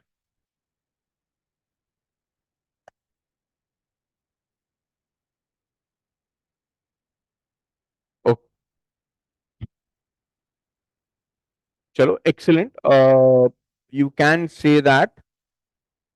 भाई साहब, आप जब ऑडिट करने के लिए जाओगे ना तो होगा क्या कि लेट्स सपोज आप चले गए ऑडिट करने के लिए पीएसओ का। अब पीएसओ के ऊपर टोटल 16 बंदे चाहिए आपकी टीम के अंदर ऑडिट के लिए। उसका कॉम्बिनेशन क्या होगा? जूनियर भी होगा, सेमी सीनियर भी होगा, और सीनियर भी होगा। ठीक है। आपका, बल्कि इसको इस तरीके से करते हैं, आपका एक डायरेक्टर भी है और एक पार्टनर भी है। टोटल है 16 लोग। तो एक पार्टनर है, एक डायरेक्टर है, आपका एक सीनियर है, आपने यहां पे 8 जूनियर्स को जमा करा है और 5 सेमी सीनियर्स हैं। होता है ना कि एक चाय बनाने के लिए किन किन चीजों की जरूरत होती है? पानी, शक्कर, नमक, पत्ती, दूध, कोई मिंट वगैरह भी डालना हो तो पुदीना भी डाल दे उसके अंदर। तो ये इंग्रेडिएंट्स हैं। इसी तरीके से जब भी आप किसी क्लाइंट के पास जाते हो, ऐसा नहीं होता कि सारे के सारे जूनियर चले जाएं, ऐसा नहीं होता सारे के सारे सीनियर चले जाएं। तो देर इज अ मिक्स, कि कुछ जूनियर होंगे, कुछ सेमी सीनियर होंगे, कुछ सीनियर होंगे, एक डायरेक्टर होगा, एक पार्टनर होगा। ये कहलाती है ऑडिट टीम। अब इस ऑडिट टीम में कुछ लोग ऐसे होते हैं जो क्लाइंट की प्रेमिसेस पे जाके बैठ जाते हैं कि उनका जीना मरना होगा ही इस क्लाइंट के ऑफिस में। कुछ लोग ऐसे होते हैं जो कभी कभी क्लाइंट की प्रेमिसेस पे जाते हैं। ज्यादातर आपकी ऑडिट फर्म में बैठे हुए होते हैं, वो होते हैं आपके डायरेक्टर और पार्टनर, ये होंगे फर्म के अंदर। तो आसान अल्फाज में ये हो गई आपकी फील्ड की टीम, और ये हो गई आपकी बैक ऑफिस जो कि फर्म के अंदर बैठा हुआ है। वो होता है ना, एक क्रिकेट मैच खेलने के लिए गए तो हर बंदा ही कैप्टन, हर बंदा ही खलीफा। एक बंदा बोल रहा है कि यार तू बॉलिंग करा, दूसरा बंदा बोल रहा है तू बॉलिंग करा। जब बैटिंग आई तो 11 के 11 प्लेयर आ गए बैट पकड़ के कि हम जाएंगे पहले बैटिंग करने के लिए। तो there needs to be one person to manage the entire team. There needs to be one person who can manage the audit. तो वो कहलाता है आपका जॉब इंचार्ज। तो सर जॉब इंचार्ज किसी जूनियर को बना सकते हैं? नहीं। Usually, the person who is the most experienced person on field is the job in charge। यानी कि इस सिनेरियो में बनेगा आपका ये जो सीनियर है। सर एक से ज्यादा सीनियर हो सकते हैं, बिल्कुल। एक से ज्यादा जॉब इंचार्ज होते हैं, नहीं। वो एक टीम में एक से ज्यादा कप्तान हो जाएं तो क्या होता है, पाकिस्तानी क्रिकेट टीम जैसी हालत होती है। तो अगर कोई चाहता है कि ऑडिट की भी हालत ऐसी हो जाए तो बना दो, वरना यूजुअली होता है एक जॉब इंचार्ज। क्या सब लोग यहाँ पे मेरे साथ हो? ये जनरल नॉलेज के लिए बात बता रहा हूं। सर पेपर में आएगा, पेपर में आएगा कि you have been appointed as an job incharge, तो फौरन अपने आप का लेवल बढ़ा दो कि तो वो जॉब इंचार्ज, अब जॉब इंचार्ज की तरफ सोचो और फिर जवाब दो। क्या सब लोग यहाँ पे मेरे साथ हो? कोई सवाल यहाँ पे? सर जॉब इंचार्ज बनने से पहले पता होगा कि मैं जॉब इंचार्ज हूं।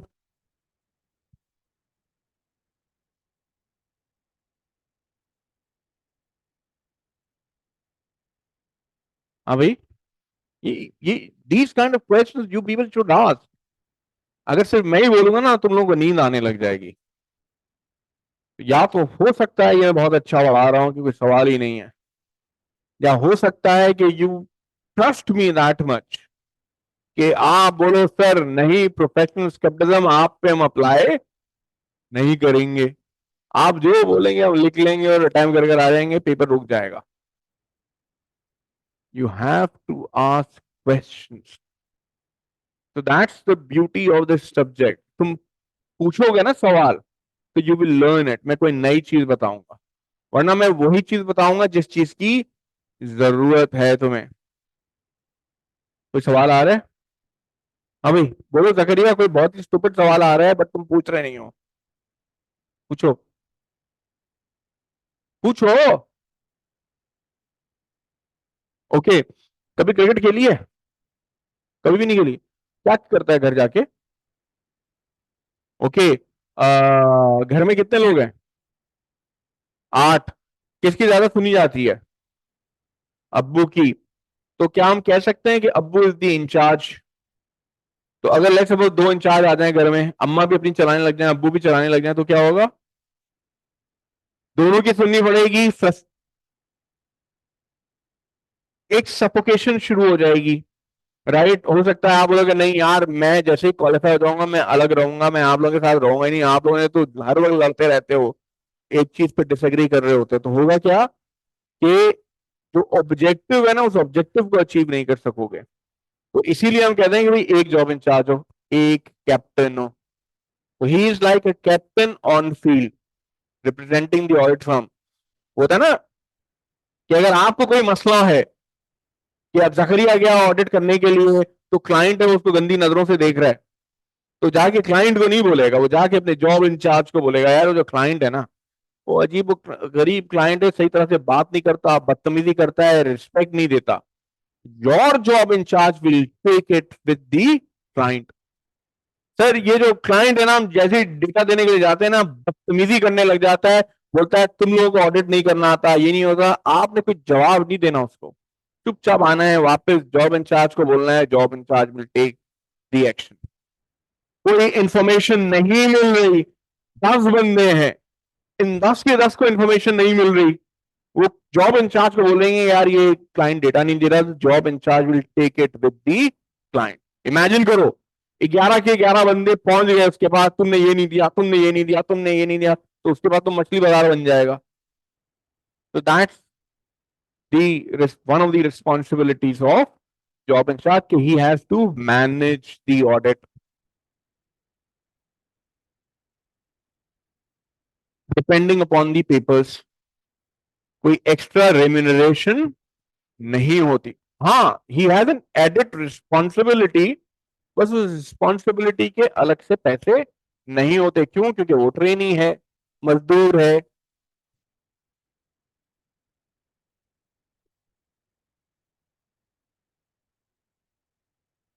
यस, सीनियर एक से ज्यादा हो सकता है। हम जब अलाइड बैंक पे ऑडिट के लिए गए थे तो उस वक्त 3 सीनियर्स थे, I was the job incharge. Okay, तो आपका जो सवाल है वो सवाल ये है कि सर ये जो टीम का साइज है,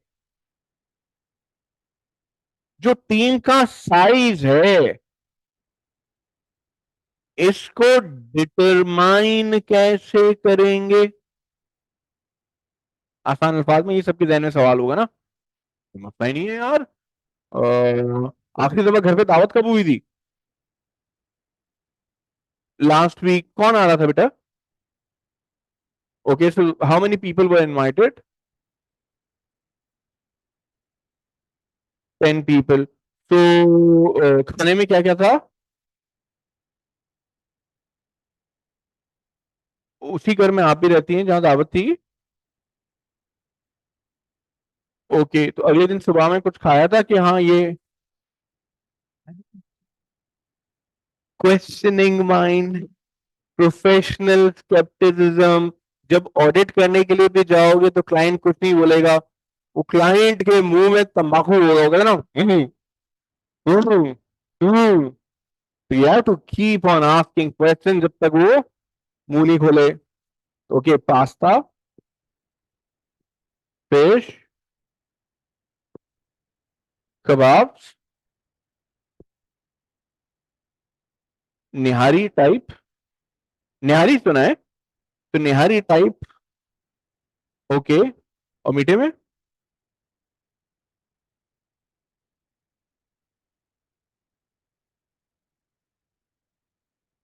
सेवैया? वाह, सिर्फ सेवैया थी या उसके ऊपर कोई और दूध दुलारी?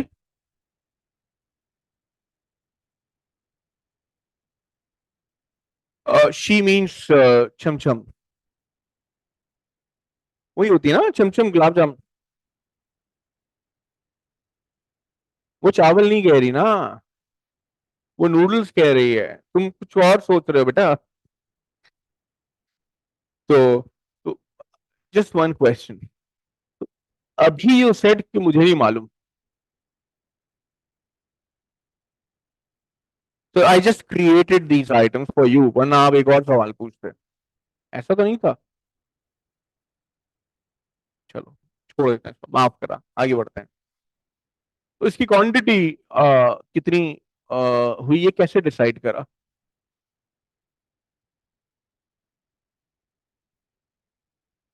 Let's suppose you have to arrange dinner, तो हाउ विल यू डिटरमाइन कि ये सारे आइटम कितने होने चाहिए, या कौन कौन से आइटम होने चाहिए?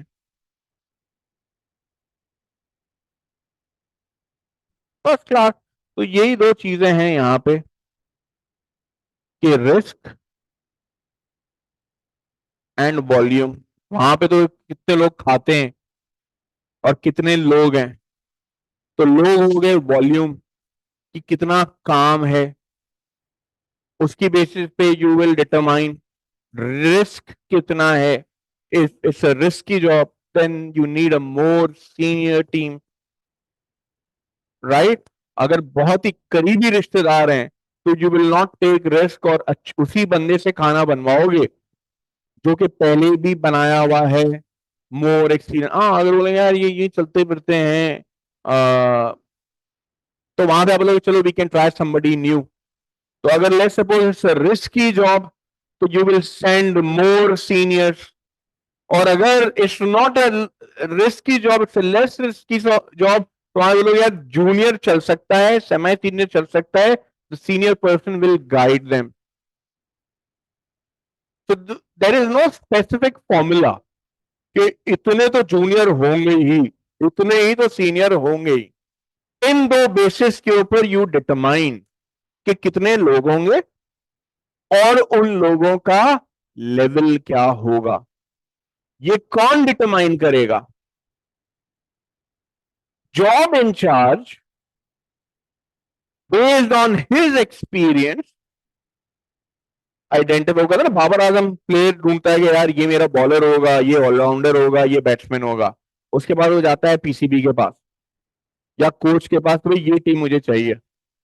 पीसीबी डिसाइड कि होना चाहिए या नहीं होना चाहिए। जॉब इंचार्ज क्या करता है? टीम डिसाइड करता है कि भाई इतने मेरे हिसाब से होने चाहिए, ये लेके जाता है पार्टनर के पास, partner reviews and based on his professional judgement कहता है "हाँ, ठीक है"। क्या बोलता है आज ये दो सीनियर भी डाल लो। यार लास्ट टाइम जो कि ना क्लाइंट ने शिकायत करी थी इस वाले एरिया का ऑडिट सही नहीं हुआ था, ये वाला जो बंदा है ना Abdul mannan, he is an expert in investment, इसको तुम यहां पे ले जाओ ऑडिट के लिए, ताकि क्लाइंट को कोई शिकायत नहीं हो, ये तो सीनियर पर्सन। ठीक है। तो वॉल्यूम क्या है काम का और रिस्क कितना है, तो उसकी बेसिस पे seniority and quantity of people you decide हो सकते हैं। उसकी सिलेक्ट यूजुअली होता है कि कौन ज्यादा सीनियर है, कौन ज्यादा एक्सपीरियंस है, उस क्लाइंट पे कितने टाइम से है। आ रही है समझ? आई am just giving an example. Cricket देखती हैं आप? ठीक है। तो क्रिकेट के अंदर जो प्लेइंग 11 में से ही अगर एक कैप्टन रिटायर होगा, तो वहां पे जो वाइस कैप्टन होगा उसको एलिवेट करेंगे एज अ कैप्टन। अगर किसी बंदे को बाहर से उठा के बोलेंगे भाई तू अब से कैप्टन है, तो क्या होगा? सारे के सारे टीम में सनसनी मच जाएगी। तो होता क्या है कि आप अगर किसी क्लाइंट पे जाते हो ऑडिट के लिए, तो चंद you go there as a junior, किसी और क्लाइंट पे जाते हो, फिर सेमी सीनियर होते हो, वापस आते हो, फिर जब सेमी सीनियर बन जाते हो तो उसी क्लाइंट पे रुक जाते हो।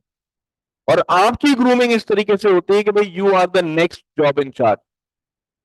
यानी कि लेट्स सपोज आप सेमी सीनियर हो, आपके सीनियर की आर्टिकलशिप खत्म हो रही है, आपको पता है अगले ऑडिट पे ये नहीं होगा क्योंकि इसकी तो यूके में जॉब की बातचीत चल रही है। You are the most senior person, आपको पता है you are the next job incharge, and accordingly वो जॉब इंचार्ज आपको हर चीज में इन करने लग जाता है कि you are aware about it, आपकी उस तरीके से ग्रूमिंग हो। तो यूजुअली जो उस क्लाइंट पर होता है ना, उसी को एलिवेट करा जाता है कि क्योंकि तुमने पिछले 1 डेढ़ साल से इस क्लाइंट पर हो, you are more familiar with the client, therefore you are the next, you will be the next job incharge. ठीक है। आपका partner, right? It's simple, automatically transaction हो जाती है। Okay. Firm is a place जहां पे ये चीज नॉर्मल है। ये नॉर्मल है कि आप आओगे, आर्टिकलशिप खत्म होगी, जैसे ही खत्म होगी आपने फर्म को, आप बेताबी से नौकरी ढूंढने लग जाओगे, आपने इस मुल्क को छोड़ना है या इस फर्म को छोड़ना है। आ रही है बात समझ में? तो इट्स अ प्लेस, वहां पे ऑटोमेटिकली एक सिस्टम है कि लोग आते हैं, सीखते हैं, चले जाते हैं। तो ऑटोमेटिकली वो ट्रांजेक्शन होने लग जाती है कि जैसे ही आपका जॉब इंचार्ज हुआ, उसका रिजल्ट आया, क्वालिफाई हो गया, आर्टिकलशिप खत्म हो गई, वो नेक्स्ट बंदे को बोल देगा बेटा you are the next person in line to start taking responsibilities, and then he takes responsibility.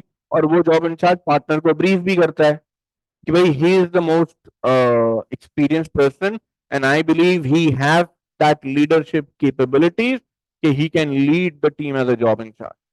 कहते हैं ना सीनियर से ताल्लुकात अच्छे बना के रखो, क्योंकि वही आपकी बातें पार्टनर को बताएगा कि ये अच्छा है, ये तेज है, वगैरह वगैरह।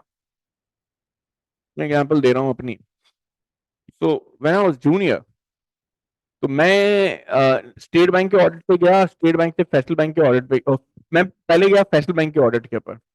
उस पर होती थी मेरे पास बाइक, और फैसल बैंक का ऑफिस था आई चंडीगढ़ रोड पे, वहां पे पार्किंग होती ही नहीं थी। तो मैंने क्या करा, हम टीवी का स्टिकर कहीं से जुगाड़ करके मंगवाया, बाइक के ऊपर लगाया, और पीछे हम टीवी की पार्किंग थी, वहां पे जाके बाइक खड़ी कर देता था मैं। तो जो डेली के 10 रुपए देने पड़ते थे ना उस वक्त, वो मेरे बच जाते थे। और सब लोग जो कि ना लेट आ रहे होते थे, मैं सुबह 9 बजे पहुंचा हुआ था क्लाइंट पे। तो मेरे जॉब इंचार्ज ने पूछा कि यार तुम कैसे आते हो बाइक पे? कहते बाइक कहाँ खड़ी करते हो? मैं ना वो हम टीवी की पार्किंग में। तुम्हें कोई रोकता नहीं है? मैंने नहीं, मैंने तो स्टिकर लगाया हुआ है। तो वो समझता है मैं वहां पे काम करता हूँ, तो मैं लगा देता हूँ वहां पे। और ठीक है। तो ही गॉट इम्प्रेस्ड कि यार ये इतना स्ट्रीट स्मार्ट है, इसने ये जुगाड़ कर लिया। उसने आगे पार्टनर को बोला कि यार ये देखें इतना स्ट्रीट स्मार्ट है। वो शुरू हो गया, अमीन मलिक वॉज द पार्टनर। तो कि यार क्या स्ट्रीट स्मार्ट है, इसको क्लाइंट भेजो, ये है वो है। तो वहां से पता लगा एक जूनियर इस तरीके से पार्किंग करता है। तो स्टेट बैंक की जो ऑडिट टीम थी उनको कोई जूनियर चाहिए था, कि हमें कोई स्ट्रीट स्मार्ट जूनियर चाहिए। तो they I was place at state bank. फिर वहां से स्टेट बैंक पे जाके फिक्स एसेट्स का मैंने ऑडिट करा, और ये वाला मसला निकाला, जो एग्रीमेंट वाला। तो this is how you learn, this is how you carry a reputation. इसी तरीके से होता है ना, टीएसए में एक तुम लोगों की रेपुटेशन है, हाँ यार ये इसको सफा को जानते हो, हाँ हाँ अक्सर हमने सर अकबर के रूम में एसी खाते हुए देखा है उसको। तो फर्म में एक, जैसे जैसे टीएसए में रेपुटेशन बनती है, इस तरह से फर्म में भी रेपुटेशन, हाँ सफा को जानते हैं, हाँ ऑडिट हॉल में बैठे भी होते हैं, यही करके सर को जा रही होती है। हाँ यार इस बंदे को, जकरिया को देखे, हाँ यार बड़ा अच्छा ऑडिटर है, बेहतरीन काम करता है। जब कहीं आपकी सीवी जाएगी ना for the purpose of hiring, तो सबसे पहले पूछा जाएगा फर्म के लोगों को, सबसे पहले पूछा जाएगा आपके पार्टनर को। अगर आपकी रेपुटेशन अच्छी होगी, तो आपकी फर्म का पार्टनर ही आपकी सीवी फॉरवर्ड करेगा क्लाइंट को, क्योंकि क्लाइंट पार्टनर बोलता है कोई अच्छा लड़का हो तो बताना। मेरी जॉब ऐसे हुई थी, मैं गया था यूबीएल का ऑडिट करने, इश्यूज वगैरह निकाले, उनको बंदा चाहिए था उन्हीं इश्यूज को सॉर्ट आउट करने के लिए। तो they had a conversation with my partner के यार कोई लड़का है। तो मैंने उन्हें बोला था कि भाई मुझे फर्म छोड़नी है, आप दैट सेट। तो उन्होंने बोला ठीक है। तो उन्होंने बोला हाँ एक लड़का है, मुझसे पूछा यार तू यूबीएल जाएगा? मैं बोला हाँ काम क्या है? तो उन्होंने बोला जो तूने मसले निकाले ना वही साफ करने वहां पे। मैंने कहा ठीक है, बट वो मतलब 6 महीने से मुझे कुछ काम नहीं करना, क्योंकि मसले ऐसे हैं जो साफ हो ही नहीं सकते। ये सारी किताबी ऑब्जर्वेशन हमने लिखी हैं।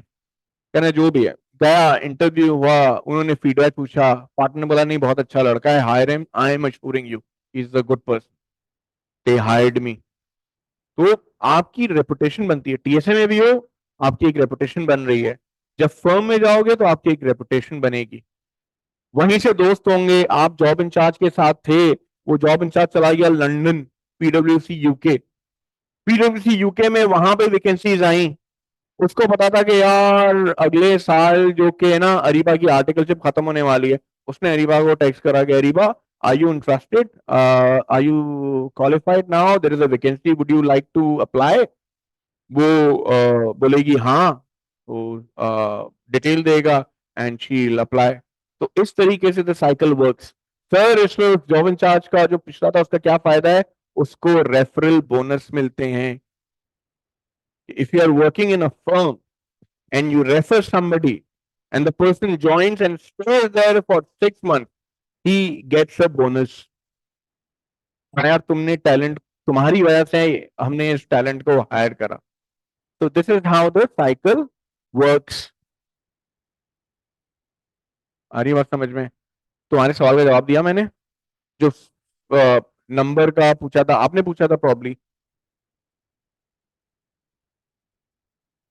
सवाल का जवाब मिल गया। अगला सवाल।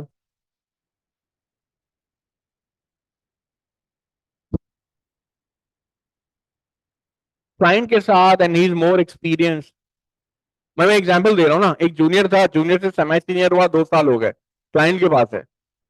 बट साथ में एक सीनियर भी है जो कि 6 महीने से वहां पर है।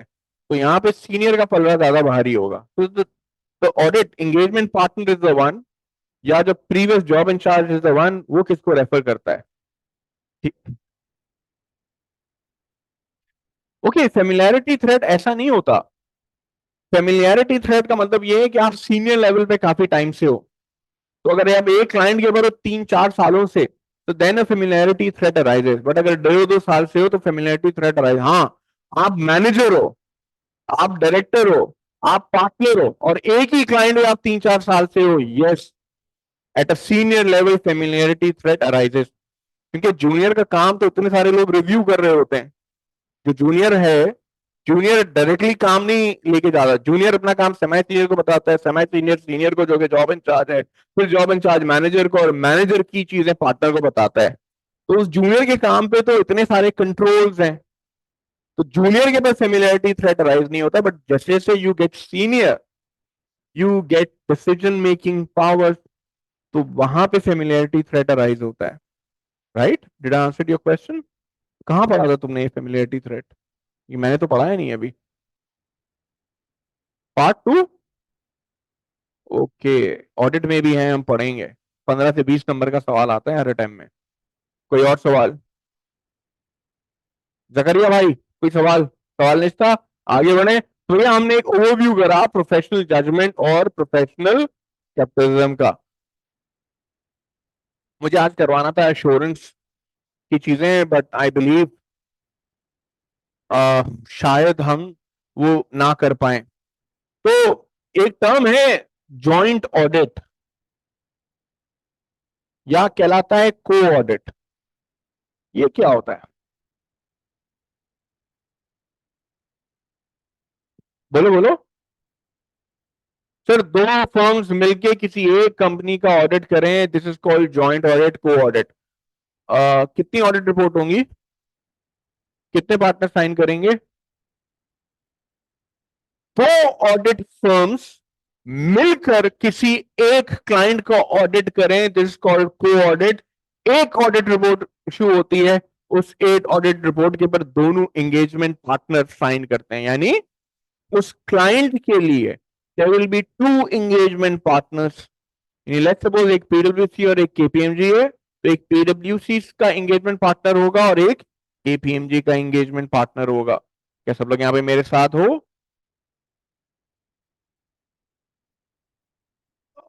यूजुअली मैक्सिमम दो होते हैं, दो से ज्यादा हमने देखे नहीं है, बट कोई रिस्ट्रिक्शन नहीं है। ठीक है। अच्छा, let's suppose if it's a bigger client, for one audit firm is not possible, then usually they do appoint. B, if there is a regulatory requirement, right? C, client needs a more comfort, so he may appoint two audit firms कि आप दोनों ने मिलकर audit करना है। So these are the multiple reasons. दोनों audit firms को share holders ही appoint करते हैं।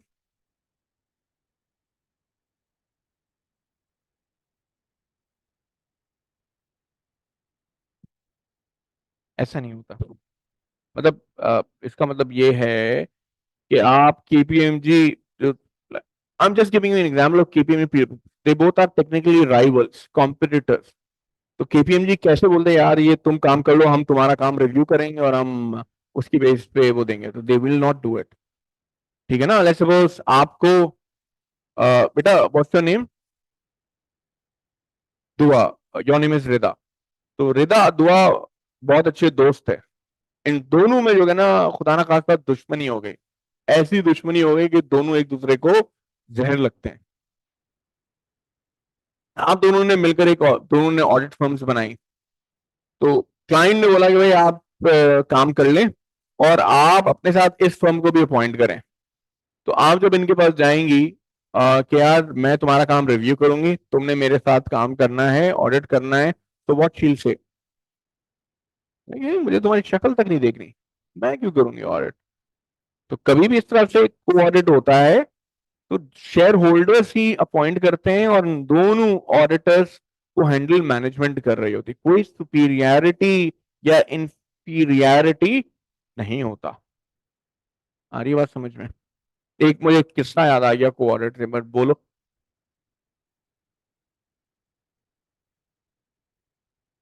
हाँ, ऐसा होता है, you do, sharing is caring.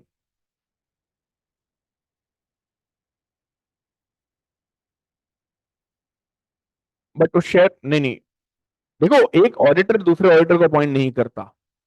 अगर एक ऑडिटर दूसरे ऑडिटर को अपॉइंट करेगा तो वो ऑडिटर खुद क्या घास काटेगा?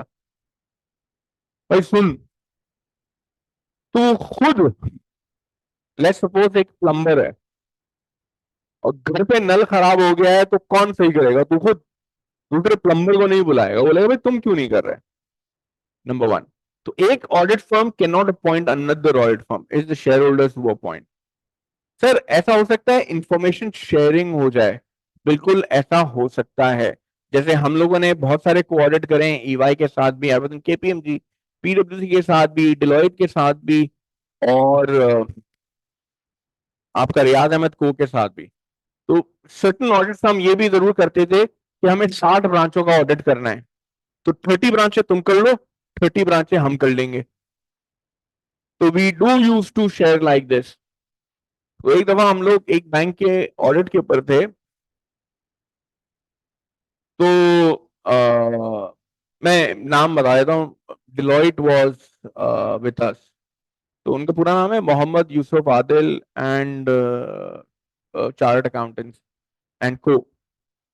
तो हम लोग क्या करते थे, जब ऑडिट की क्लोज आउट मीटिंग हो रही होती है ना, तो एक इशू डॉक्यूमेंट बनता है, पार्टनर को दिया जाता है, partner reviews it and then he discusses with the client.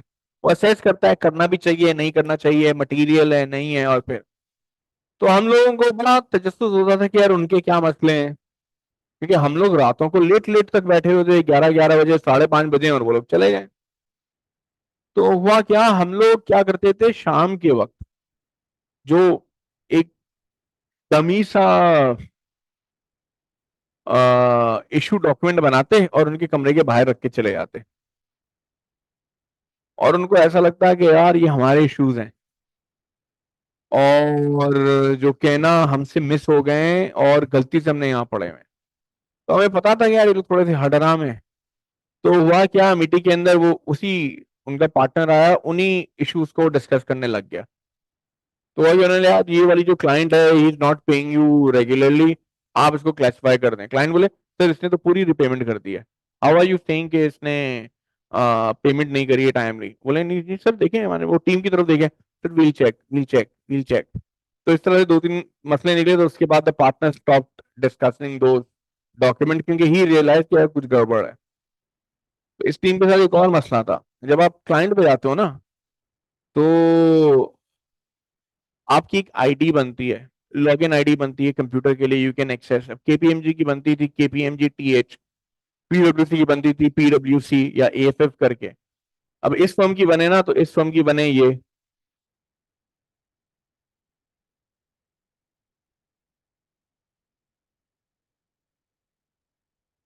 मायास्को, Mohammad Yusuf Adil and Saleem and company.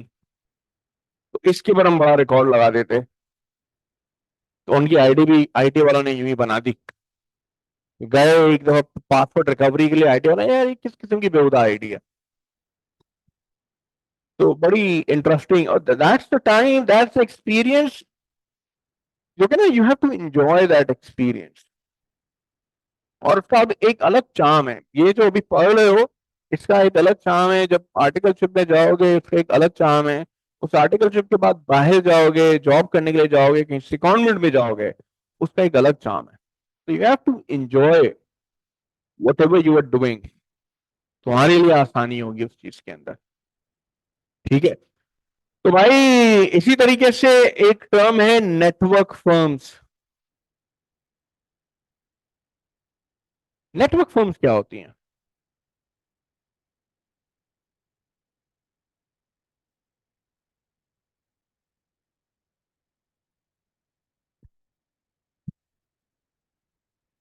बिल्कुल सही। एग्जाम्पल दे रहा हूं, भैया केपीएमजी है, KPMG stand for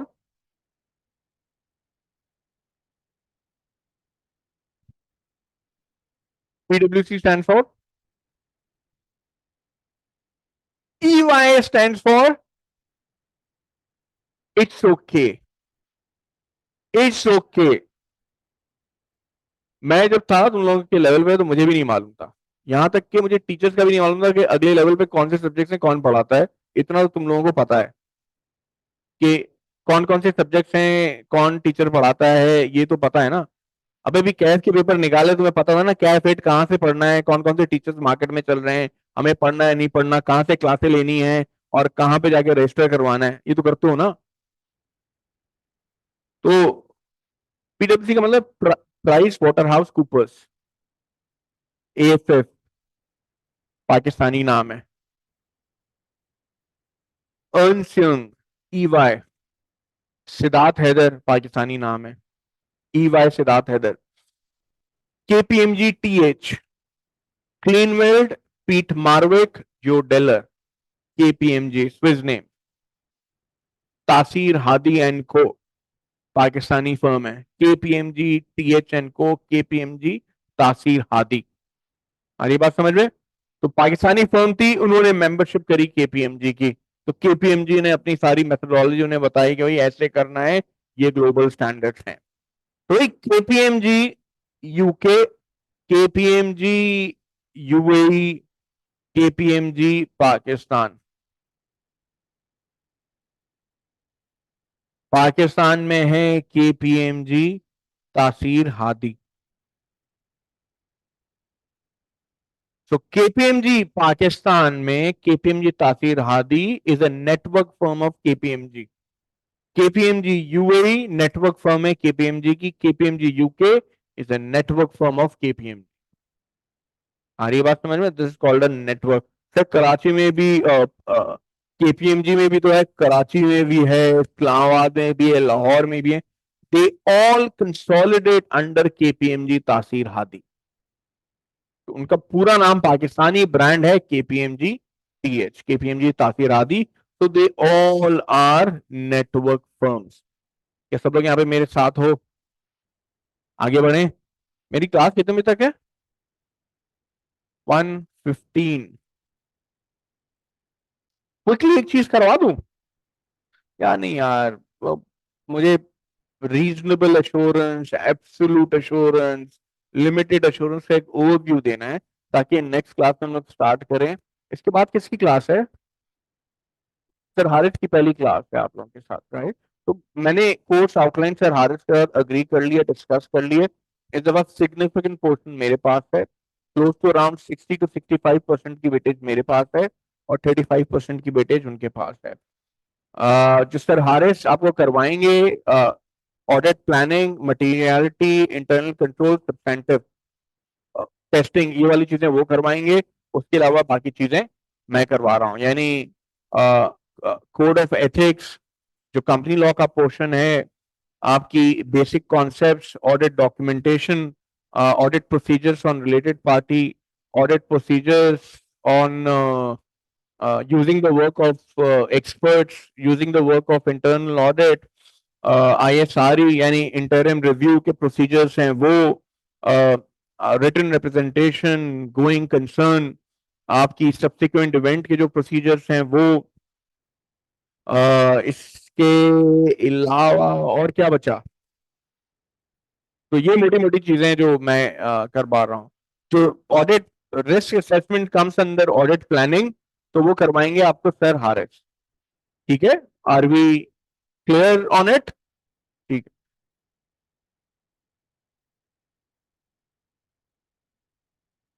okay. Membership वाला है। इससे पहले KPMG was associate, now they are member. Membership का मतलब शेयर होल्डिंग नहीं है। तो वो ग्लोबली वो वाला सीन नहीं होता, वो कोई और है जो खाता है पैसे। यू कैन से, बिल्कुल आप कह सकते, मैं देखो, मैं अगर डिटेल में जाऊंगा ना कि ये वो इन्फॉर्मेशन है जो इस वक्त शायद तुम जानोगे ना तो कंफ्यूज हो जाओगे। समझने के लिए कह सकते हो, but there is difference between franchising and membership. Membership के कुछ पर्क्स होते हैं, कुछ बेनिफिट्स होते हैं, आ रही है बात, और कुछ नुकसानात भी होते हैं कि मिनिमम, ओके, जो एसओपीस वगैरह आप फॉलो करते हो, जो मेथोडोलॉजी आप फॉलो करते हो, उस मेथोडोलॉजी की कॉस्ट है in the form of royalty you have to pay. Franchising में जरूरी नहीं है कि वो सारी चीजों कुछ लिबर्टी होती है, मेंबरशिप में वो लिबर्टी नहीं होती। You have to operate under one instruction या एसओपी। कोई और सवाल?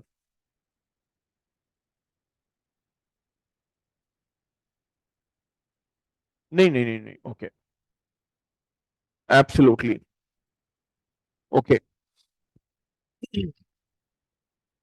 तो को ऑडिट के अंदर you don't review the other audit firms work, you trust क्या उन्होंने जो करा है वो सही करा है। ऐसा जरूर हो सकता है कि आप भी वो प्रोसीजर परफॉर्म कर दो, but you don't review the working papers, because यहाँ पे तो इंफीरियरिटी और सुपीरियरिटी वाली चीज आ जाती है, दे बोथ आर इक्वल। हाँ, ऐसा जरूर हो सकता है, ऐसा जरूर हो सकता है, लेट्स सपोज फेडरल बैंक है, फेडरल बैंक का ऑडिटर है केपीएमजी, फेडरल बैंक की एक सब्सिडरी है एसेट मैनेजमेंट कंपनी, इसका ऑडिटर है पीडब्ल्यूसी, ठीक है। यहां पे जब केपीएमजी कंसोलिडेटेड फाइनेंशियल्स पे अपना ओपिनियन देगी, तो कंसोलिडेटेड फाइनेंशियल स्टेटमेंट का मतलब है federal bank plus asset management company. तो यहां पे ऑडिटिंग स्टैंडर्ड्स अलाउस कि this audit firm can review the work of component auditor being a subsidiary company, यहां पे हो सकता है।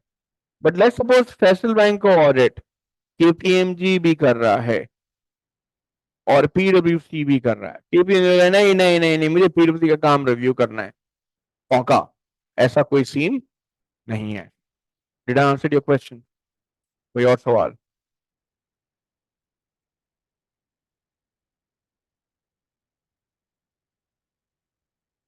ओके, फर्म को ये जस्टिफाई करना है उन्होंने अपना ऑडिट प्रोसीजर पूरा करा है, ए, उस ऑडिट प्रोसीजर में वो नहीं हुआ, इमटेरियल है कोई मसला नहीं है, मटेरियल है तो भाई इन फर्म का भी ऑडिट होता है, जो अरीबा ऑर्गेनाइजेशन फर्म का ऑडिट कौन करेगा? तो भैया दो लोग हैं जो फर्म को ऑडिट करते हैं। अब let's suppose KPMG TH and company है, ये पाकिस्तान की है, केपीएमजी यूके में भी है, केपीएमजी लेट्स सपोज बांग्लादेश में भी है। तो केपीएमजी टीएच का ऑडिट करने के लिए आता है केपीएमजी यूके से पार्टनर, कि भाई जो केपीएमजी होता है ना क्वालिटी परफॉर्मेंस रिव्यू, कि जो फर्म ऑडिट कर रही है, ए, जो फर्म ऑडिट कर रही है वो एज पर ग्लोबल स्टैंडर्ड हो रहा है या नहीं हो रहा। तो इसी तरह से जो केपीएमजी पाकिस्तान का पार्टनर है, जो केपीएमजी तासीर हादी का पार्टनर है, वो रिव्यू करेगा बांग्लादेश केपीएमजी के वर्किंग पेपर्स, वो जाता है ऑडिट करने के लिए, रिव्यू करने टू इंश्योर जो केपीएमजी की मेथोडोलॉजी है वो कंसिस्टेंटली अप्लाई हो रही है या नहीं हो रही, नंबर वन। नंबर टू, एक हो गया आई कैप का रिव्यू, पाकिस्तान में आई कैप भी जाके रिव्यू कर रहा होता है फर्म्स को कि भाई फर्म ने जो काम करा है वो सही करा है नहीं करा, प्रॉपर डॉक्यूमेंटेशन करी या नहीं करी। बी, वहां पे पकड़ा गया तो obviously ICAP will take consequences, monetary fine भी लग सकता है, रेटिंग भी खराब हो सकती है। तीसरी चीज ये, जो चीज आपके कोर्स में है, क्वालिटी कंट्रोल रिव्यू।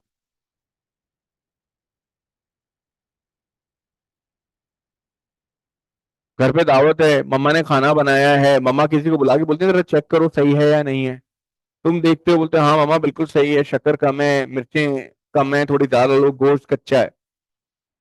गेस्ट के आने से पहले कोई रिव्यू करता है, कमेंट करता है, देन ममा टेक्स अप्रोप्रिएट एक्शन। तुम लोग गए ये बैग लेने के लिए, राइट, जो भी बैग मैन्युफैक्चर करता हो जिप विप पूरे बैग को खोल के देखता होगा, बोलता होगा हाँ सही है, उसके बाद वो आगे निकालता है उसकी पैकिंग कर दो आगे भेजना है।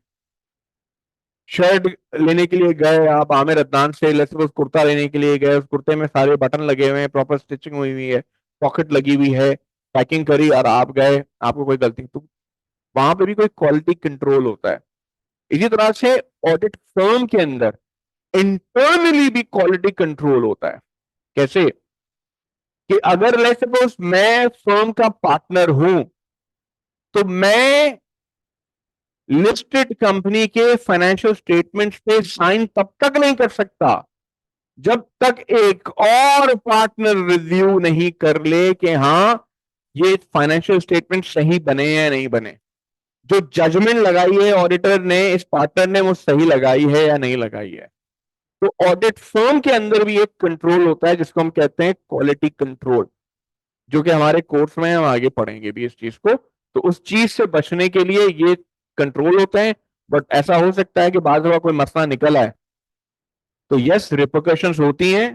फिर आपकी केपीएमजी भी कर सकती है और आईकैप भी कर सकती है, रेगुलेटरी बॉडी भी।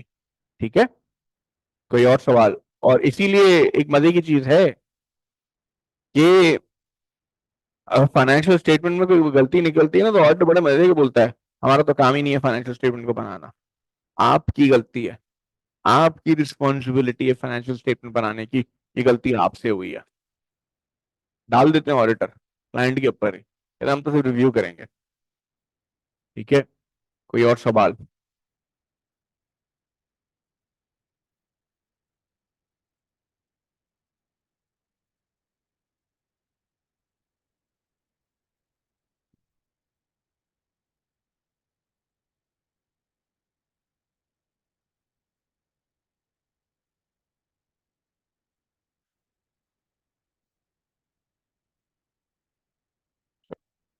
पुरानी ऑडिट फर्म क्या क्लेम कर सकती है कि पहले भी निकाली हो?